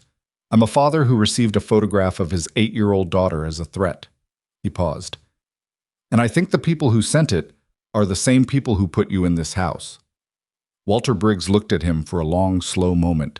Then he stepped back and opened the door wider. The inside of the duplex was neat and sparse. A few pieces of older furniture, a television, a small bookshelf, family photographs on one wall, a child's drawing in a frame that looked old enough to have been made by an adult now. The oxygen concentrator hummed quietly. Briggs lowered himself into his chair with the careful movement of someone managing pain. He gestured toward the couch. Gavin sat. "How'd you find me?" Briggs asked. "A journalist found you. She gave me the address." A long exhale. "I figured someone would, eventually." He looked at the window. 4 years is a long time to be nervous. "Were you scared when they moved you?" Briggs considered the question seriously. "They didn't move me. They made me an offer. $10,000 and a name and address to start over, or—" He stopped, looked at his hands. "Or the alternative." "What was the alternative?" "They didn't specify." He said it without drama. "They didn't have to." Gavin nodded slowly. He understood. The specificity of a threat mattered less than the credibility of the person making it. "Tell me what you saw." "At the gas station." Briggs looked at him for a moment. Then he looked at the window again. "I was filling up my tank. It was a Wednesday afternoon, middle of October. A car pulled in. Nice car, newer model. The man who got out was—" He stopped, pressed his lips together. "He was unsteady. Not falling down, not obviously impaired if you were just glancing. But I watched him try to put the nozzle in his tank and miss twice. And I watched his eyes when he paid at the kiosk." He turned back to Gavin. "I've had a drink problem most of my adult life. I've been sober 12 years now. I know what that looks like from the outside." "You recognized it." "Immediately." He paused. 20 minutes later, I heard the sirens, and I put it together." He folded his hands. "I called the tip line, left my name, gave the statement to the police officer who came to my door the next day. And then? And then about 2 weeks later, 2 men came to see me, professional looking. They told me that my statement was problematic, that the young man I'd described was a well-respected member of the community, and my identification might be unreliable given the distance and the time of day." His voice was flat. "They told me that people who made false accusations against well-respected members of the community sometimes found that their own histories became public. I'd had a DUI 14 years earlier. I'd been through a difficult divorce. They knew things." He looked down. "And then they told me about the $10,000. And you took it." "I took it." He said it without flinching. "I'm not proud of it. I have a daughter. She was 17. I was behind on rent." He looked at Gavin with a directness that cost him something. "I took it. And a woman who did nothing wrong spent 4 years in a wheelchair." The room was quiet, except for the hum of the concentrator. "She's still in the wheelchair," Gavin said. "The damage was permanent." Walter Briggs closed his eyes. "The man who ran her off the road," Gavin said, keeping his voice even. "His brother is now trying to push her out of the house she rebuilt her life in, using fraudulent inspections and fabricated violations and intimidation. And when someone helped her push back, they sent him a photograph of his 8-year-old daughter." He paused. "That's where we are." A long silence. "What do you want from me?" Briggs asked. His voice was quiet and tired and not entirely without something that might have been resolve. "Your testimony. What you saw at the gas station. What the 2 men told you. The $10,000. Gavin leaned forward slightly. "I won't pretend it won't be hard. You'd have to come back to Virginia. You'd have to be willing to be publicly identified. And the people who paid you to disappear are going to know you talked." Briggs looked at the family photographs on the wall. His daughter, probably. At various ages, various backgrounds. The drawing in the frame. He looked at them for a long time. "I'm not well," he said finally. "The emphysema. My doctor says—" He stopped, collected himself. "I've been thinking lately about what I want the remaining time to look like." He turned back to Gavin. "I've got enough money put aside to cover my daughter if something happens. I don't have anything left to protect by staying quiet." He paused. "Except maybe the part of myself that still minds what I am." Gavin didn't say anything. He waited. "I'll testify," Walter Briggs said. "The drive back to Cedar Hollow took 3 hours and 20 minutes, the same as the drive out. Gavin called Camille from the road. She picked up on the second ring. "He'll testify," Gavin said. A silence. Then, in a voice that was very careful and very controlled, "Okay." He saw Evan before the crash. He can place him at the gas station. He can describe the condition he was in. And he can testify that he was paid and threatened into silence. Another silence. When Camille spoke again, her voice had the quality of someone keeping something tightly contained that would otherwise be too large for the space it was in.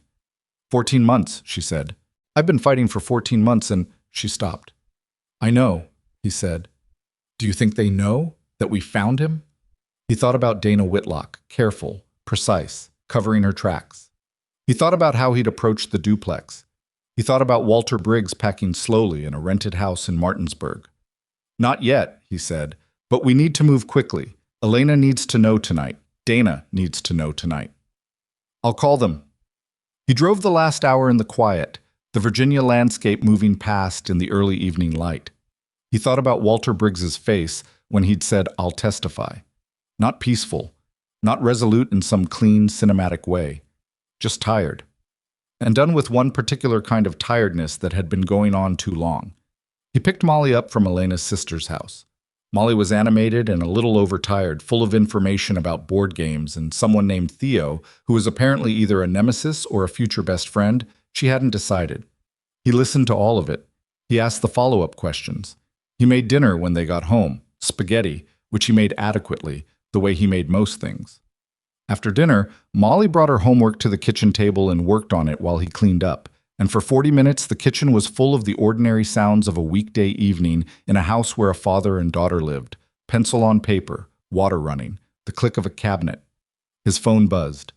Dana, retired paramedic who responded to the crash, just agreed to talk. He says Evan smelled of alcohol at the scene. He documented it in his personal notes. He'll go on record. He set the phone down on the counter.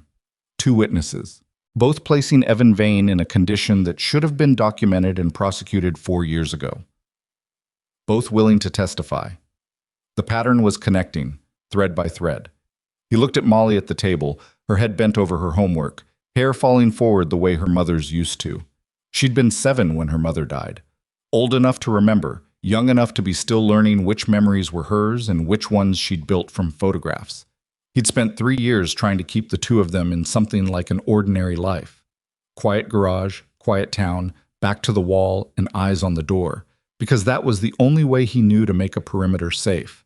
But Marcus Vane had slipped inside the perimeter anyway, and now Gavin was going to do what he should have done from the moment he'd seen the photograph of Molly. Stop defending the perimeter and start moving toward the problem. He picked up his phone and texted Camille. Dana found a second witness. Paramedic at the scene. "We need to talk to Elena tomorrow. All of us. We have enough to go to the DA. Her reply came back in under a minute. "My house, 7 a.m. I'll make actual coffee." He looked at the message for a moment. Then he set the phone down and went to help Molly with her homework. The coffee was actual coffee, as promised. Camille had a proper machine, not the kind that took pods, but the kind with a grinder built in that made a sound like a small engine waking up. Gavin arrived at 7 to find Elena Pierce already at the kitchen table with 2 folders and a legal pad, and Dana Whitlock standing by the counter reviewing something on her phone. The morning had the particular charged quality of a room where people have already been thinking hard for several hours and are ready to stop thinking and start doing. Gavin sat down. Camille poured without asking.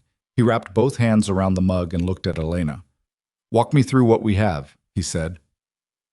Elena was in her early 40s, with the kind of precise economy of movement that came from years of sitting in rooms where every word cost something. She opened the first folder. "Financially, we have the consulting payment to Delroy Hutchins, $12,000 from a shell company incorporated in Delaware.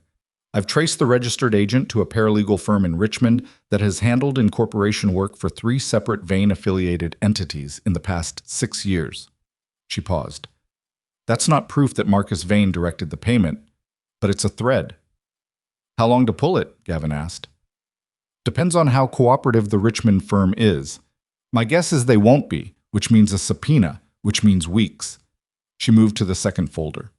"What we have that moves faster is the witness testimony.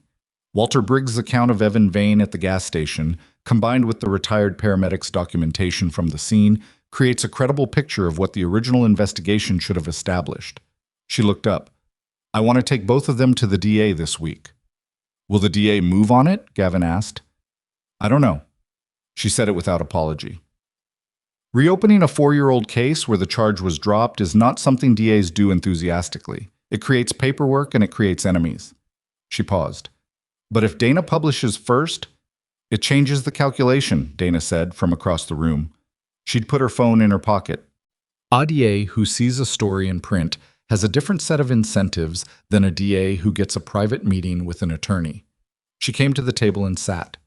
I can publish within 72 hours. I have both witnesses on record. I have the chain of custody gap from the state lab. I have the consulting payment. I won't have the full Delaware chain, but I have enough to show the pattern. Camille had been quiet.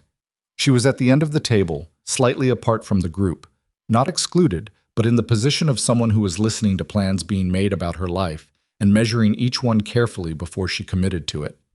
Gavin had noticed this about her. She didn't rush to agreement. She let things settle. If Dana publishes, Camille said, Marcus knows everything we have, and he knows we're going public before the county hearing. Yes, Dana said. So whatever he's going to do in response, he does it before the hearing. That's the risk, Elena said. Publishing early removes the element of surprise, but the county hearing is in 11 days. If we wait until after, the development project gets its approval and Vane gets what he wants regardless of what the investigation turns up later. The room was quiet. Gavin looked at Camille. She was looking at her coffee mug. He watched her think through it, not the way people thought through decisions when they were afraid of making them, but the way she thought through everything, like a system to be analyzed, each variable assigned its weight. Publish, Camille said. Do it in 4 days, not 72 hours. Give Elena time to get to the DA first. She looked at Dana. Is 4 days manageable? If I have everything I need by tomorrow. Dana looked at Gavin. I need a formal statement from you about the photograph of Molly. On record. He'd expected that. Fine. And I want to talk to Hollis. On record. Call him, Gavin said. He'll talk. The meeting broke up an hour. Elena left first, already on her phone. Dana followed, pausing at the door to take a photograph of the kitchen window. Gavin didn't ask why, figured it was a journalist thing, and then it was just the two of them in the quiet that the morning left behind. Camille refilled his coffee without asking. He'd noticed she did that, attended to small practical things without making a production of it, the way people did who'd lived alone long enough to make efficiency a habit. 11 days, he said. 11 days. She sat back down. She looked tired in a way that she usually managed not to show. Not physically tired, something deeper. The tiredness of sustained alertness, of being watched and pressured and threatened across 14 months and counting. I keep thinking about what happens if it doesn't work. If the DA won't move, if the hearing goes the wrong way, if Vane's attorneys find a way to discredit Briggs, one at a time, Gavin said. She looked at him. You can run every scenario, he said, but you can't solve the ones that haven't happened yet. Right now we have 2 witnesses, a financial thread, and a journalist who knows how to write a story that makes people angry. He paused. That's more than we had a week ago. She was quiet for a moment. You're very calm about this. I'm not particularly. He turned his coffee mug. I'm just better at not showing it than most people. Something shifted in her expression, not quite a smile, but adjacent to one. How's Molly? She's good. She's staying with Karen. He paused. She thinks it's an extended play date. She's not wrong that she's having a better time than usual, so she's not asking too many questions. How long can you keep her there without explaining? I don't know. A week, maybe. He looked at the window. She's smart. She's going to figure out something's wrong. Kids always do. Camille said it quietly, with the tone of someone who knew this from a particular angle. He'd wondered sometimes about her own family. She hadn't mentioned parents or siblings, and he hadn't pushed. There were rooms and people you waited to be invited into. He left at 9. He had a full day at the garage, 3 jobs backed up, an alignment, and 2 oil changes that had been waiting since earlier in the week. And he worked through the morning with the particular mechanical focus that was one of the few things that had consistently quieted his mind since he left the service. Something about the specificity of it. The problem was defined, the tools were known, The outcome was measurable. He was torquing a wheel back on the alignment job when his phone rang. Sheriff Hollis.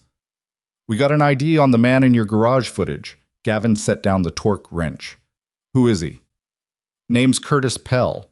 He's got a couple of priors. One assault, one trespassing, both pled down. He's been used before as what I'd politely call an independent contractor for intimidation work." Hollis paused.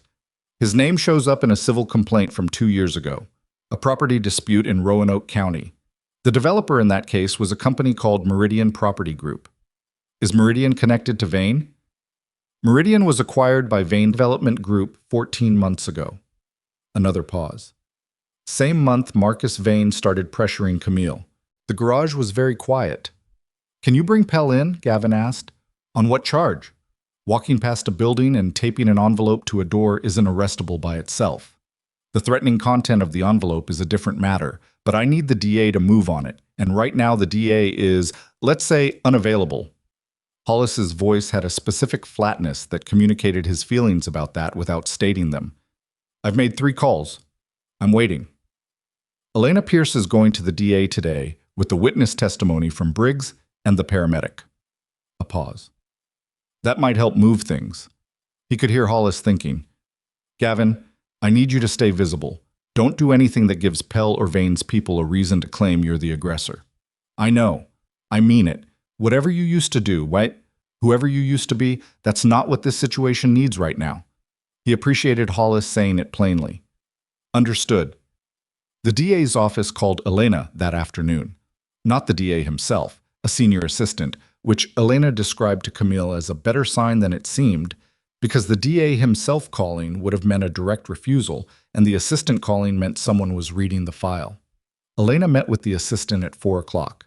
She called Camille at 6. Gavin was at Camille's when the call came in. He sat across the table and listened to one side of it. Camille's face told him most of what he needed to know before she hung up. "They're not moving on Evan's case before the hearing," she said. The assistant said reopening a 4-year-old case requires a formal review process. He said they'd initiate it, but not in time to affect the development hearing.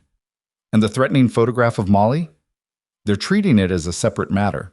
They'll pursue it." She paused. "Eventually." Gavin nodded. He'd expected something like this. Not because the DA was necessarily corrupt, but because bureaucracies moved at bureaucratic speeds, and men like Marcus Vane had spent decades understanding exactly how to use that speed to their advantage. "The hearing is still our best shot," he said. "I know." She folded her hands on the table. "If I testify, if Briggs testifies, if the financial evidence is there." She looked at him. "It's a county zoning hearing, not a criminal trial. The standard isn't beyond reasonable doubt. It's whether the commissioners believe the project approval process has been corrupted." She paused. "Which it has been. We just have to make them see it. Dana's piece runs in 3 days. 3 days?" She looked at the window. The evening outside was going dark and soft, the kind of late summer evening that didn't care what was happening inside any particular house. "I want to prepare my testimony myself. I don't want Elena scripting it." "That's your call." "I know." She was quiet for a moment. "Will you read it when I've written it?" He looked at her. "Yeah, I'll read it." She nodded. They stayed at the table a while longer without saying much. He noticed, somewhere in the middle of that quiet, that he'd stopped checking the exits the way he usually did when he walked into a room. Not because he'd gotten careless, because something in the quality of the space had shifted in a way he couldn't entirely name. 2 days later, Dana Whitlock's piece ran, not in the Cedar Hollow Courier. The Courier ran it, but Dana had also placed it with a regional outlet that had significantly wider distribution. And by the time Gavin saw it at 7 in the morning, it had already been shared 400 times on social media and picked up by 2 wire services. The headline was clean and damaging. Developer's brother linked to covered-up DUI crash. Witness speaks after 4 years of silence. He read it at his kitchen table with his coffee. It was well written, careful, specific, with the weight of evidence distributed precisely. It named Evan Vane. It quoted Walter Briggs directly. It quoted the retired paramedic. It described the chain of custody gap in the blood test.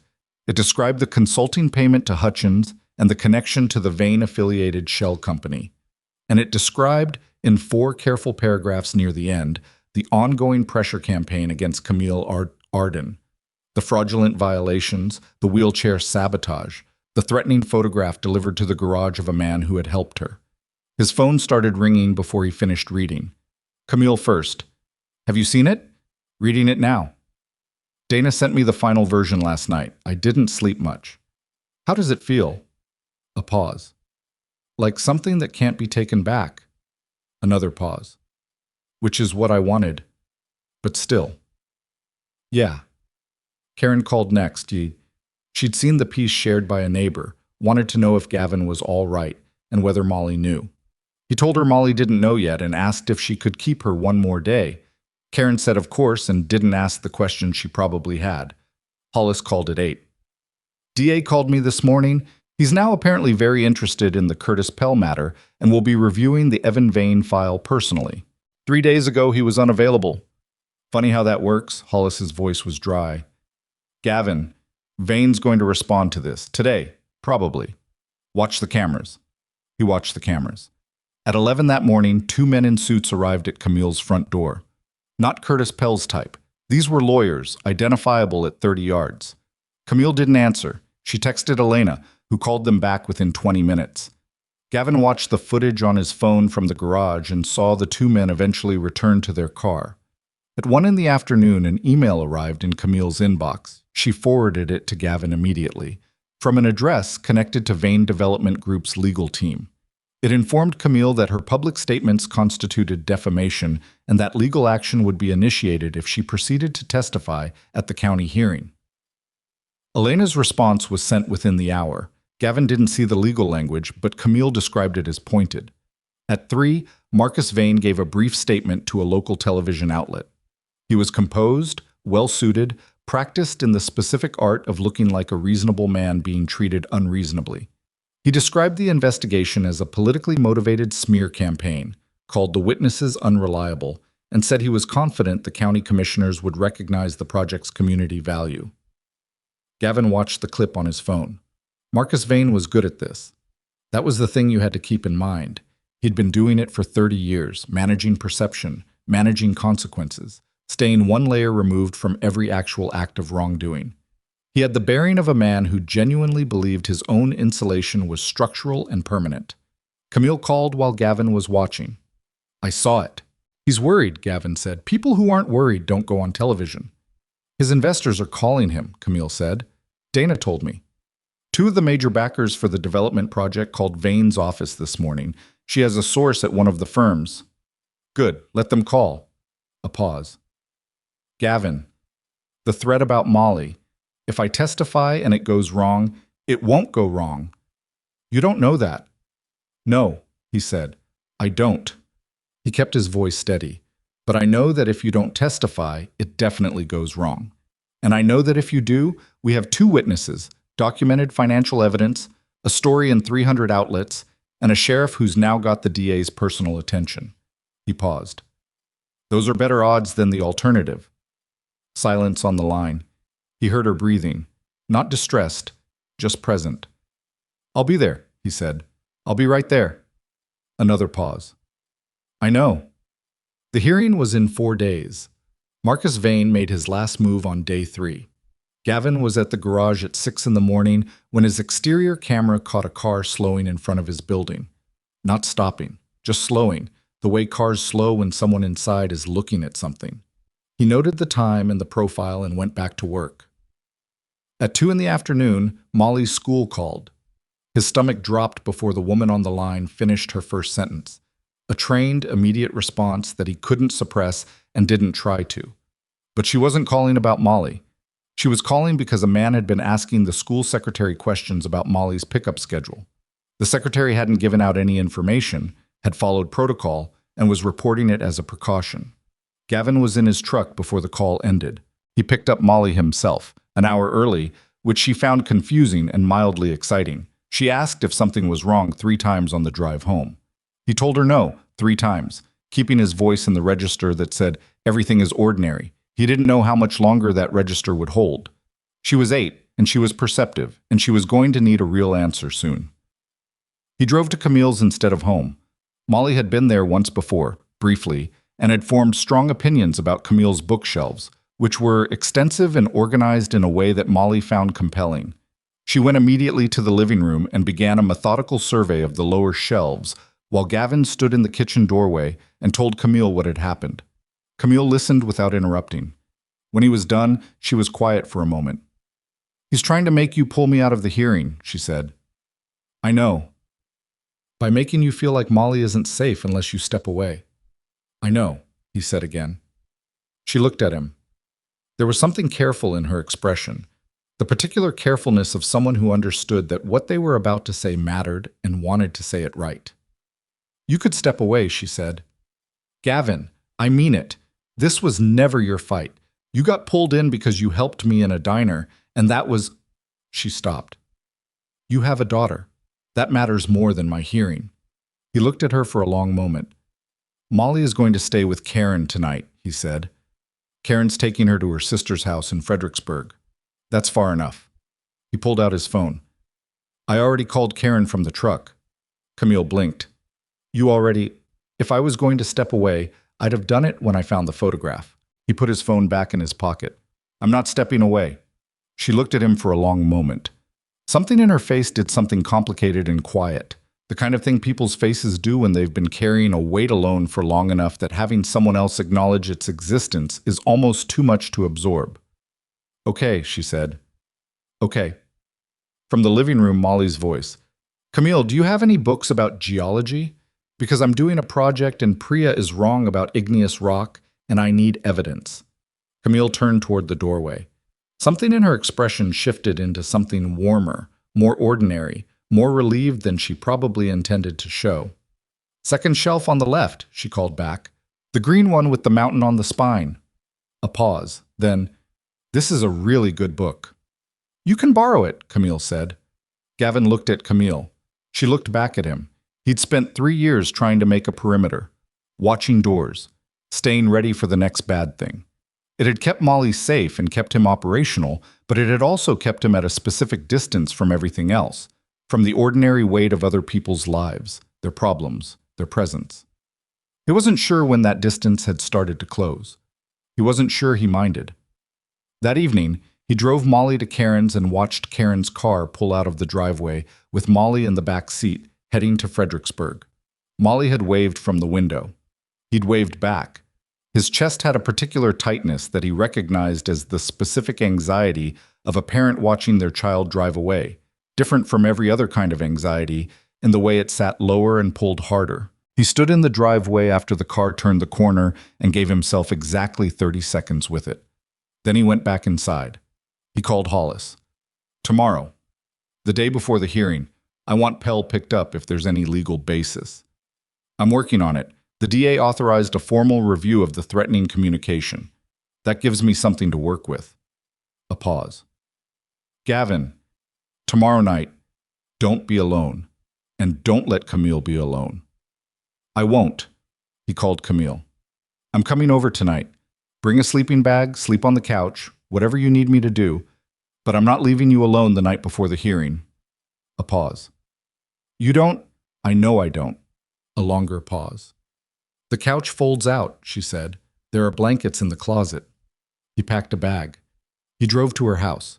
She had dinner ready when he arrived. Nothing elaborate, soup from a can and toast, the kind of dinner you make when you're too focused on something else to think about food. They ate at the kitchen table. She showed him the testimony she'd written. 5 pages, handwritten, with corrections in the margins and a few crossed-out passages. He read it slowly.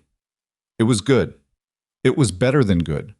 It was the work of someone who knew exactly what she needed to say and had stripped away everything that wasn't that.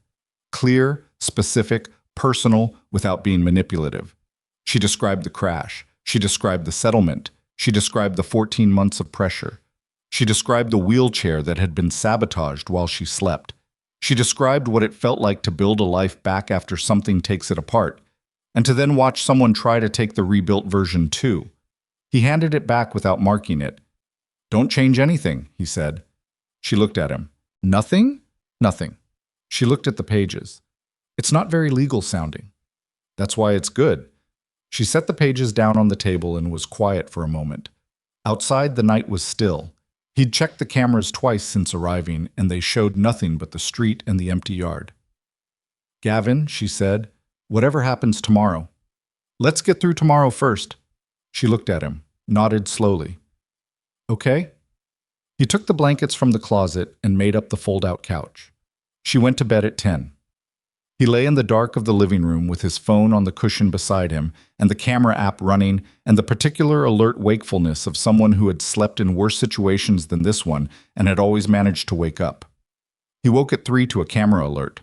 The car was back. Dark sedan, bent antenna. It did one slow pass and kept moving. He watched it until it was out of frame. Then he lay back down and kept his eyes open until morning. The county hearing was in 7 hours. He made coffee at 5:30. Camille was already awake when he got up. He could hear her moving in the back of the house, the soft roll of wheels on hardwood, the particular rhythm of someone who'd been lying in the dark for a while before deciding there was no point in pretending anymore. He had the coffee ready by the time she came into the kitchen. She was dressed already, not formally, she'd do that later, but put together in the way of someone who needed to feel in control of at least the things that were controllable. She took the mug. Looked at him. "You're still here," she said. "Said I would be." She sat at the table. He sat across from her. The kitchen was gray with early morning light, and the cameras outside showed an empty street and an empty yard, the dark sedan gone, or at least not visible. And for a few minutes they just drank their coffee and let the morning be what it was. "I dreamed about the crash," she said. She said it simply, without making it into more than it was. "I dream about it sometimes. Not always a nightmare. Sometimes it's just the moment before, the road being ordinary, and then not." He didn't say anything. He let it sit. "I used to think that was the worst thing," she said, "the not knowing it was coming. But I think now the worst thing was what came after, the way it was handled, the way someone looked at what happened to me and decided it was an inconvenience to be managed." She turned her mug. "That's the part I dream about when it's actually a nightmare." He thought about Walter Briggs in his duplex in Martinsburg, 12 years sober and sick and carrying 4 years of silence. He thought about a blood test that spent 3 days somewhere it shouldn't have. He thought about a woman who rebuilt her entire life and then watched someone try to dismantle the rebuilding. "In a few hours," he said, "you're going to walk into that room and say it out loud. In public. On record." He paused. "That's the opposite of what they did." She looked at him. "They buried it," he said. "You're going to unbury it." She held his gaze for a moment. Then she looked back at her coffee. "I'm not nervous about the testimony," she said. "I've given presentations to boardrooms full of people who wanted me to fail. I know how to stand up in a room." She paused. "I'm nervous about after, about what it feels like when it's done. Either way." He understood that. The before and the after were always different countries, and you couldn't know what the after felt like until you were standing in it. "We'll figure out the after when we get there," he said. She nodded, drank her coffee.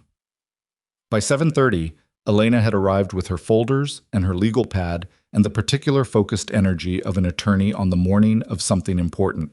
She and Camille went over the testimony once more, not changing it, just Camille reading it aloud while Elena listened for anything that could be attacked.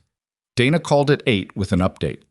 The article had now been picked up nationally, shared by several accounts with significant followings, and 2 television news producers had called the Courier asking for comment.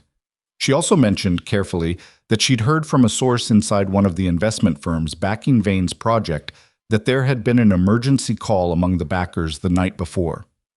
Gavin listened to all of this from the kitchen doorway while he washed the breakfast dishes. He was not a man who expressed anxiety through stillness. He expressed it by being useful with his hands. Hollis called at 8:45. "Curtis Pell was picked up this morning," he said. "The DA authorized it based on the threatening communication. He's in custody." Gavin turned off the water. "How did he take it?" "Quiet.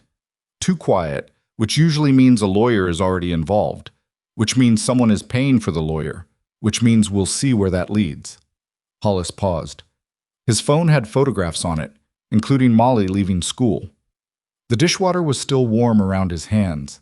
He stood with them, submerged for a moment. "Can you use that?" "The DA is looking at it right now." Another pause. "Gavin, Vane showed up at the county building this morning. He's there with 4 attorneys. Good, let him be there. That's one way to look at it. Hollis's voice had that particular dryness again. The other way is that 4 attorneys means he's not planning to go quietly. He's not going to have a choice. Hollis was quiet for a beat. No, I don't think he is. Another pause. I'll see you there. The county administrative building was a 2-story brick structure on Main Street that had been built in the 1970s and maintained with the budget of a municipality that always had more pressing priorities. The hearing room on the second floor held about 80 people comfortably and had been designed for the routine business of zoning applications and variance requests and the occasional contentious neighborhood debate about a proposed cell tower. It was not designed for what was waiting there this morning. There were people on the sidewalk outside when they arrived. Not a crowd exactly, not organized, just people who'd read Dana's article and driven downtown out of something between curiosity and civic outrage. Gavin recognized 2 faces from the East Side neighborhood. He recognized Mrs. Parrish, 81 years old, in a good coat, standing near the entrance with a posture that said she'd made a decision about not being small anymore. Camille saw her at the same time he did. Mrs. Parrish, she said, rolling to a stop on the sidewalk. The old woman looked at her. Her expression was complicated. Guilt and resolve in roughly equal measure. The expression of someone who'd been thinking about something for a long time and had finally done the thing they should have done earlier. I should have called the police about that car, she said, when I saw it. It's all right, Camille said. It isn't, Mrs. Parrish said firmly, but I'm here now. Inside, the hearing room was already nearly full. Gavin pushed through the doors and felt the particular atmosphere of a room where something real was happening. Not the manufactured drama of television, but the heavy, slightly uncomfortable reality of a public moment that would have consequences. People were standing along the walls. Dana was near the front with a notebook. Elena was at the respondents' table with her folders spread open. Marcus Vane was seated across the room with his attorneys, 4 of them arranged around him like a defensive formation. He was in a dark suit, well composed, the practiced calm of a man who'd sat in difficult rooms before and managed his way through them. He didn't look at Camille when she came in. Gavin noticed that. The deliberate non-looking of someone who'd been advised by counsel not to engage. The 5 county commissioners filed in at 9 o'clock. The chair was a woman in her 60s named Ruth Adler, who had been doing this job for 11 years and had the expression of someone who had read Dana's article this morning and was not particularly pleased about the atmosphere it had created around what was supposed to be a routine development hearing. She called the session to order with a firm efficiency and went through the procedural preliminaries in a way that suggested she intended to run this tightly, regardless of what the room had planned. Vane's lead attorney went first. I was smooth, prepared, and spoke for 20 minutes about the project's community benefits, the jobs it would create, the investment it represented, and the unfortunate climate of misinformation that had surrounded what he characterized as a legitimate and properly processed development application. He used the word misinformation 4 times. He referenced Dana's article as an example of irresponsible journalism twice, without naming Dana directly. He was good at his job in the specific way of someone who understood that the goal was not to persuade everyone in the room, but simply to give the commissioners a plausible alternative narrative to hold on to if they wanted to approve the project anyway. Gavin watched the commissioners while the attorney talked. 2 of them were taking notes. 2 were watching the room. The 5th, a younger man on the far end, was looking at the table with the expression of someone who had already made up their mind and was waiting for the part where they got to act on it. Then Elena stood up. She had a gift for controlled delivery that Gavin had noticed in their kitchen meetings, but which was considerably more apparent in a formal setting. She didn't raise her voice. She didn't editorialize. She presented the evidence in sequence, with the particular precision of a woman who had organized it to build rather than overwhelm. The consulting payment to Delroy Hutchins, the shell company, the connection to Vane-affiliated entities, the fraudulent structural violation filed under a retired inspector's credentials, the threatening photograph delivered to a father's property. She presented each piece and let it sit. Then she said, "We have 2 witnesses who will now testify directly to the commissioners. Their testimony is relevant to whether this project application was processed in an environment free of corruption and intimidation, which is a standard the county is legally required to uphold before granting approval." One of Vane's attorneys was on his feet immediately with an objection about relevance. Commissioner Adler overruled it with the brisk efficiency of someone who had made up her mind about relevance some time ago. Walter Briggs testified first. He'd driven from Martinsburg the night before with his daughter.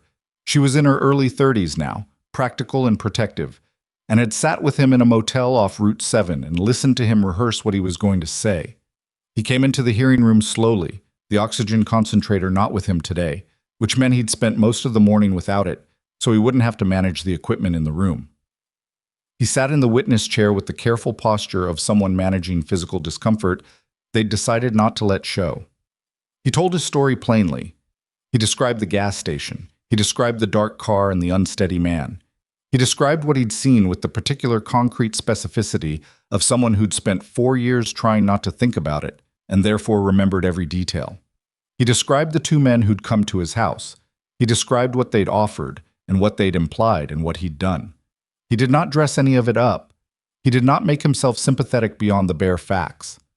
When he said, "I took the money," he said it into the room without flinching, and the room heard it without looking away. Vane's attorney cross-examined for 12 minutes. Walter Briggs answered every question in the same steady, unhurried voice. He didn't get confused. He didn't get angry. I was a man who had decided what he was going to say and was saying it. When it was over, he walked back to his seat beside his daughter. She put her hand on his arm. He looked straight ahead. The retired paramedic went next. His name was Gerald Okafor, 63 years old, 22 years of emergency medical response, retired 3 years ago on his own terms.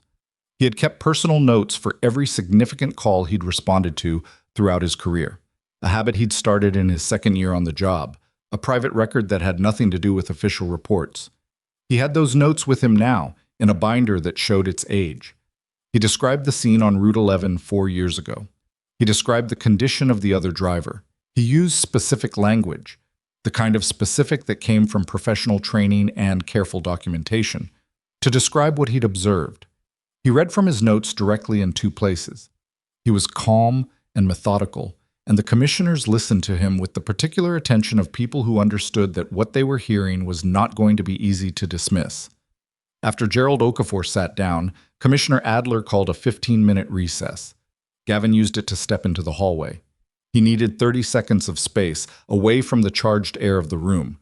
He stood against the wall and looked at the ceiling and breathed. Dana appeared beside him. 2 of Vane's investors left the room during Briggs's testimony, she said quietly. I watched them go. He looked at her. Both of them? Both. She paused. One of them is the lead backer. He's been on his phone since he got outside. Gavin nodded slowly. The architecture of Marcus Vane's project wasn't just legal, it was financial. And financial structures, when they started to believe they were about to become associated with something publicly catastrophic, had their own kind of gravity. He went back inside. Camille was called to testify after the recess. She had been sitting at the respondent's table beside Elena with the patience of someone who had been waiting a long time for this specific moment and was not going to spend it visibly. She moved from the table to the witness area without hurry. She positioned her chair where she could see the commissioners clearly and they could see her. She looked at her handwritten pages for a moment. Then she set them face down on the table beside her and spoke without them. She described the crash the same way she'd described it to Gavin in her kitchen that first evening. Without drama, without self-pity, with the matter-of-fact quality of someone reporting on something that happened and had consequences and was not the worst thing. She described the 11 days in the hospital. She described the long process of understanding which damage was permanent. She described coming to Cedar Hollow 4 years ago and buying a house on the east side because it had a wide hallway and a single-floor layout and a yard with an oak tree that she'd liked immediately. Then she described the last 14 months. She described the first offer from Vane Development Group, which had been reasonable. She described how the offers had changed. She described the letters from attorneys, the building violations that appeared in batches, the night someone let themselves into her yard through a gate they'd opened with something other than the key. She described finding the note on her gate and understanding for the first time that she was not dealing with aggressive business practice, but with something that had chosen to be personal. She described the wheelchair. She described waking up every morning and trusting a piece of equipment to be what it was supposed to be, and what it meant to have that trust violated deliberately by someone who had knelt in the dark behind it and made a careful calculation about how to hurt her in a way that looked like an accident. She said this without heat. She said it looking directly at the commissioners. And the room, which had been quiet before, went very quiet now in a different way. The specific quiet of people who are not thinking about anything except what they're hearing. She said, "I'm not here today because I believe I'm owed anything. I built back what I lost. I paid for the building materials with my own work and my own time, and nobody helped me with it except myself." She paused. "But I'm here because there is a principle that matters more than my individual situation. The principle is that a person cannot be pressured and threatened and endangered out of what is legally and rightfully theirs, because someone with money and influence has decided it would be convenient. If this commission approves this project today, you are approving the process that produced it. And that process included fraud, intimidation, and the deliberate suppression of information about a crime that took away my ability to walk." She paused again. "I'm asking you to look at that process and decide what it's worth." She stopped. The room was completely still. Commissioner Adler looked at her for a long moment. Then she looked down at her notes. Then she said, in the voice of someone who had made a decision and was stating it rather than announcing it, "We'll take public comment." 9 people stood up to give it. 3 were East Side residents who'd sold under pressure and were now describing, publicly and on record, the specific forms that pressure had taken. 1 was a former county building inspector who'd retired 2 years ago and had a great deal to say about Delroy Hutchins and the conditions under which retired inspectors were sometimes asked to continue operating. Mrs. Parrish stood up and described the car that had sat outside Camille's house and what she had decided not to do about it and what she understood now about that decision. Marcus Vane's lead attorney requested an emergency recess 3 times. Commissioner Adler denied all 3. At 11:40 in the morning, Vane's lead investor, the one who had walked out during Briggs's testimony, reappeared in the doorway of the hearing room. He did not come inside. He stood in the doorway and made eye contact with one of Vane's other attorneys, and something passed between them in the way of people who have just made a calculation in the hallway and are now communicating its result. The attorney leaned toward Marcus Vane. Gavin watched Vane's face. It was the most interesting thing he'd watched all morning. The face of a man who had spent decades being the person in the room who controlled outcomes, absorbing the information that he was no longer that person. It moved through something, not quite panic, not quite rage, something more like the particular blankness that descends when a structure you've built over 30 years reveals itself all at once, to be load-bearing on something that is no longer there. The attorney stood up. "The Vane Development Group," he said, "wishes to withdraw its application for the Cedar Hollow East Side Mixed-Use Development Project, effective immediately, pending a review of the application materials." Commissioner Adler looked at him over her reading glasses. "Noted," she said, in the tone of someone who had been expecting something like this for at least the last 40 minutes. The room did not erupt. It wasn't that kind of room, and these weren't those kinds of people. What happened was more like a collective exhale, the sound of a held breath releasing across 80 people simultaneously, quiet and unmistakable. Gavin looked at Camille. She was looking at the space where Marcus Vane had been sitting. He was already moving toward the exit, with his attorneys arrayed around him in the same defensive formation they'd arrived in, but the formation had a different quality now. Less protective, more procedural, the choreography of a retreat. She watched him go. Her face was not triumphant. It was something more complicated than that. The expression of someone standing at the end of a very long road who is finding, now that they've arrived, that arrival feels different than expected. Not empty, just different. Real in a way that imagination never quite prepares you for.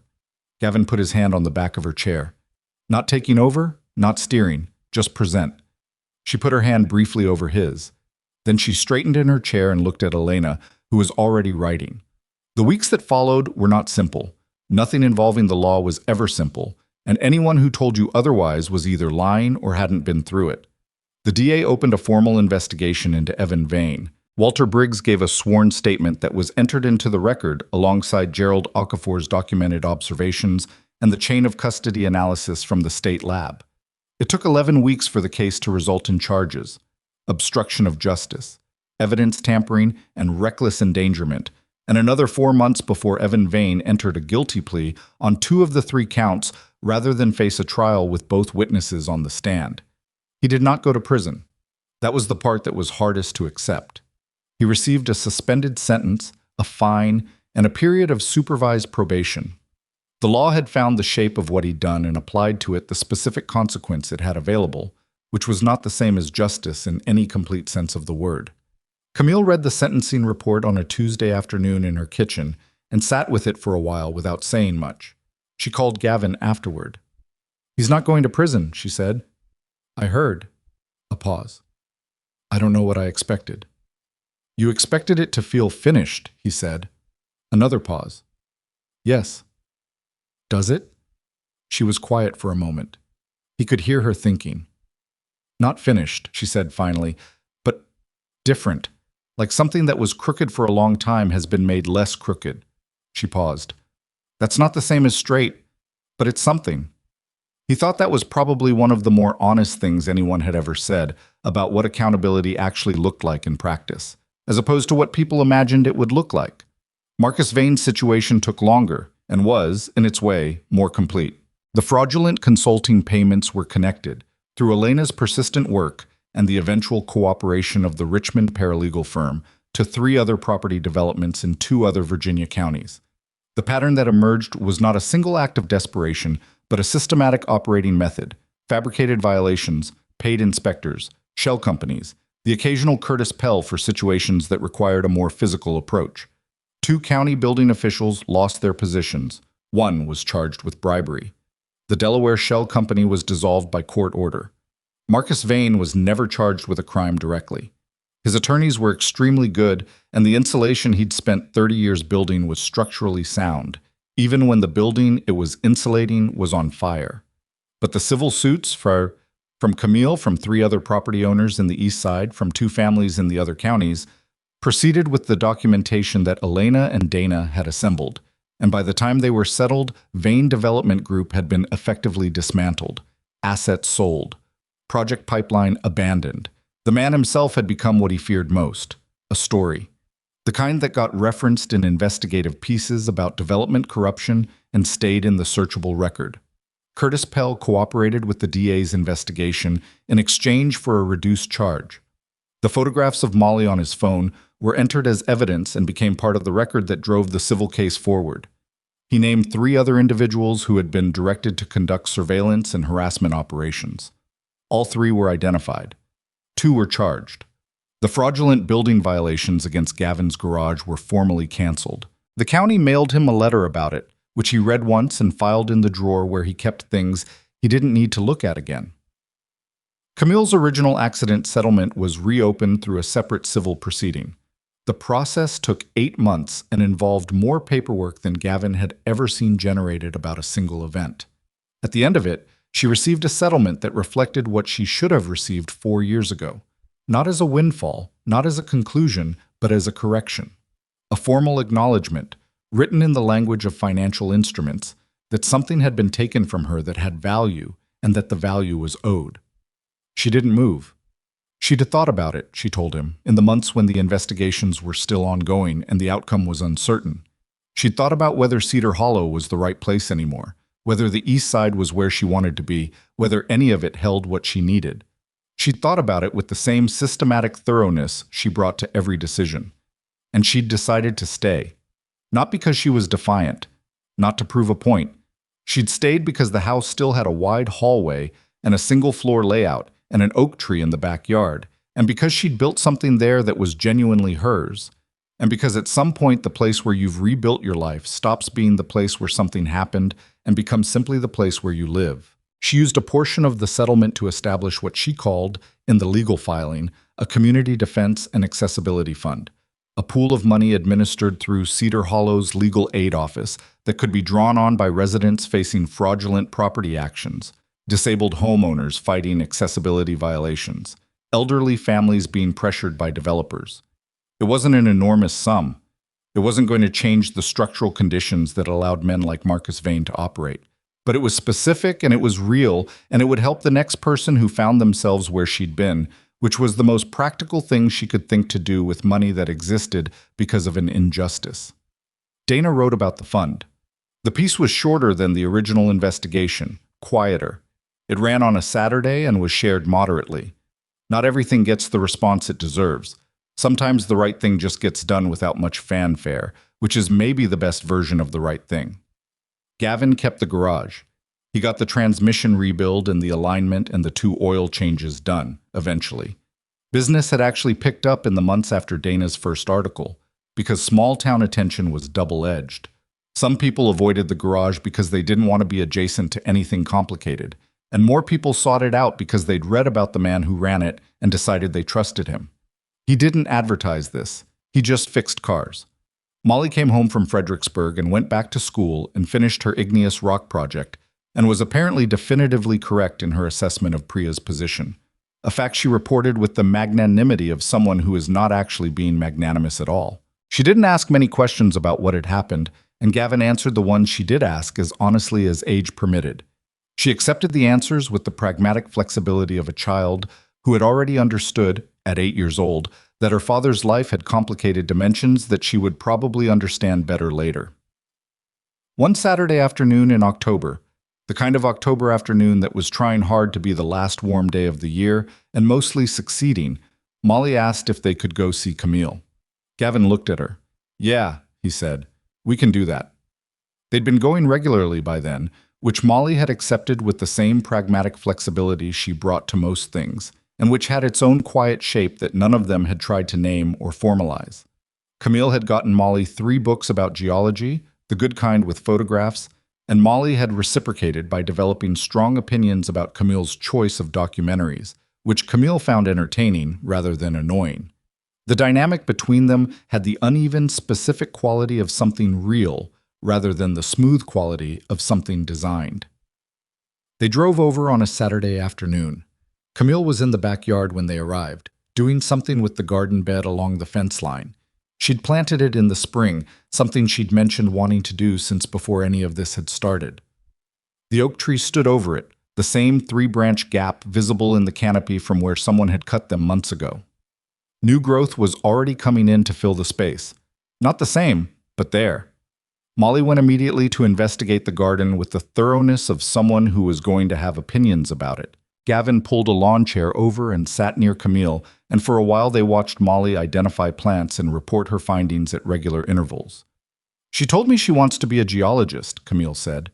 "Last week it was a marine biologist. The week before that? Astronaut. But she said the food situation was untenable." Camille laughed. An actual laugh, unself-conscious, the kind she didn't produce for effect, but that came out when something landed on her the right way. He'd been cataloging them, without meaning to, over the months. This one was the best kind. The afternoon moved around them. Molly got dirt on her jeans. Camille pointed out which plants were doing well and which ones she'd planted too late in the season and were going to need coaxing. The fence line threw a long shadow across the yard as the sun moved, and the shadow touched the place where the note had been taped to the gate and then moved past it. People always talk about healing like it's a journey with a destination. Like at some point you arrive somewhere and the thing that happened to you is behind you, and you're in a new place now, clean and conclusive. In Gavin's experience, which was the experience of a man who had lost his wife and his career and his sense of who he was within the space of a single year, it wasn't like that at all. The things that happened to you didn't go behind you. They became part of the ground you were standing on. And the question wasn't how to get away from that ground, but whether it could hold weight, whether you could build something on it that was real. He'd spent 3 years answering that question alone, back to the wall, eyes on the door. He was still answering it. But the room was bigger now, Camille said without looking at him. "You're thinking about something." "Yeah." "Anything useful?" He considered the question seriously. Molly was now explaining to a section of the garden bed in considerable detail the difference between igneous and sedimentary rock, and the garden bed was taking it very well. "I was thinking," he said, "that most of what I spent 3 years doing was defending against the next bad thing. And I'm not sure that's a life." He paused. "It's a strategy. It's a good strategy, but it's not the same thing." She was quiet for a moment. In the yard, Molly moved to a different section of the garden bed.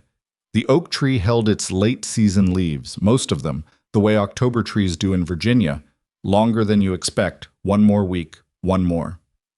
"I didn't let anyone close for 4 years, Camille said. Not with self-pity, just stating it as a fact she'd examined and was reporting on accurately. After the accident, after the settlement fell apart. I built something and I kept it mine because I'd learned that letting other people too close to what you'd built meant they could damage it. She paused. I thought that was being smart.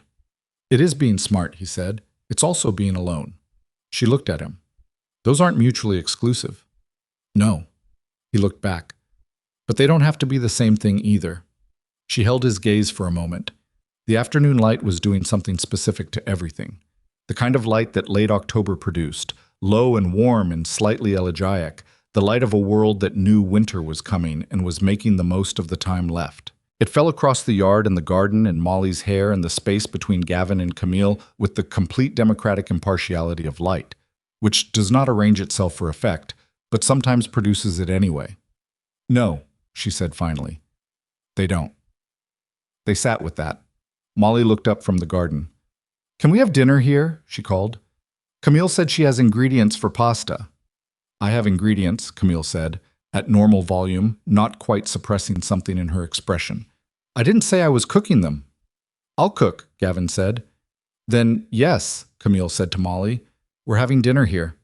Molly returned to the garden bed, satisfied. Gavin looked at Camille. She was looking at Molly with the expression of someone who hadn't known they were going to find something and had found it anyway, and was still in the process of figuring out what to do with that. He recognized it because he'd been wearing the same expression at various intensities for several months. He didn't try to name what it was. Names made things smaller than they were sometimes, by giving you the impression that because you'd labeled something, you'd understood it. He was content not to understand it fully yet. Content to sit in the yard while the light moved and his daughter explained geology to a garden bed, and the fence stood where the gate had been fixed and the cameras ran quietly overhead, watching a yard where nothing was happening except an ordinary afternoon.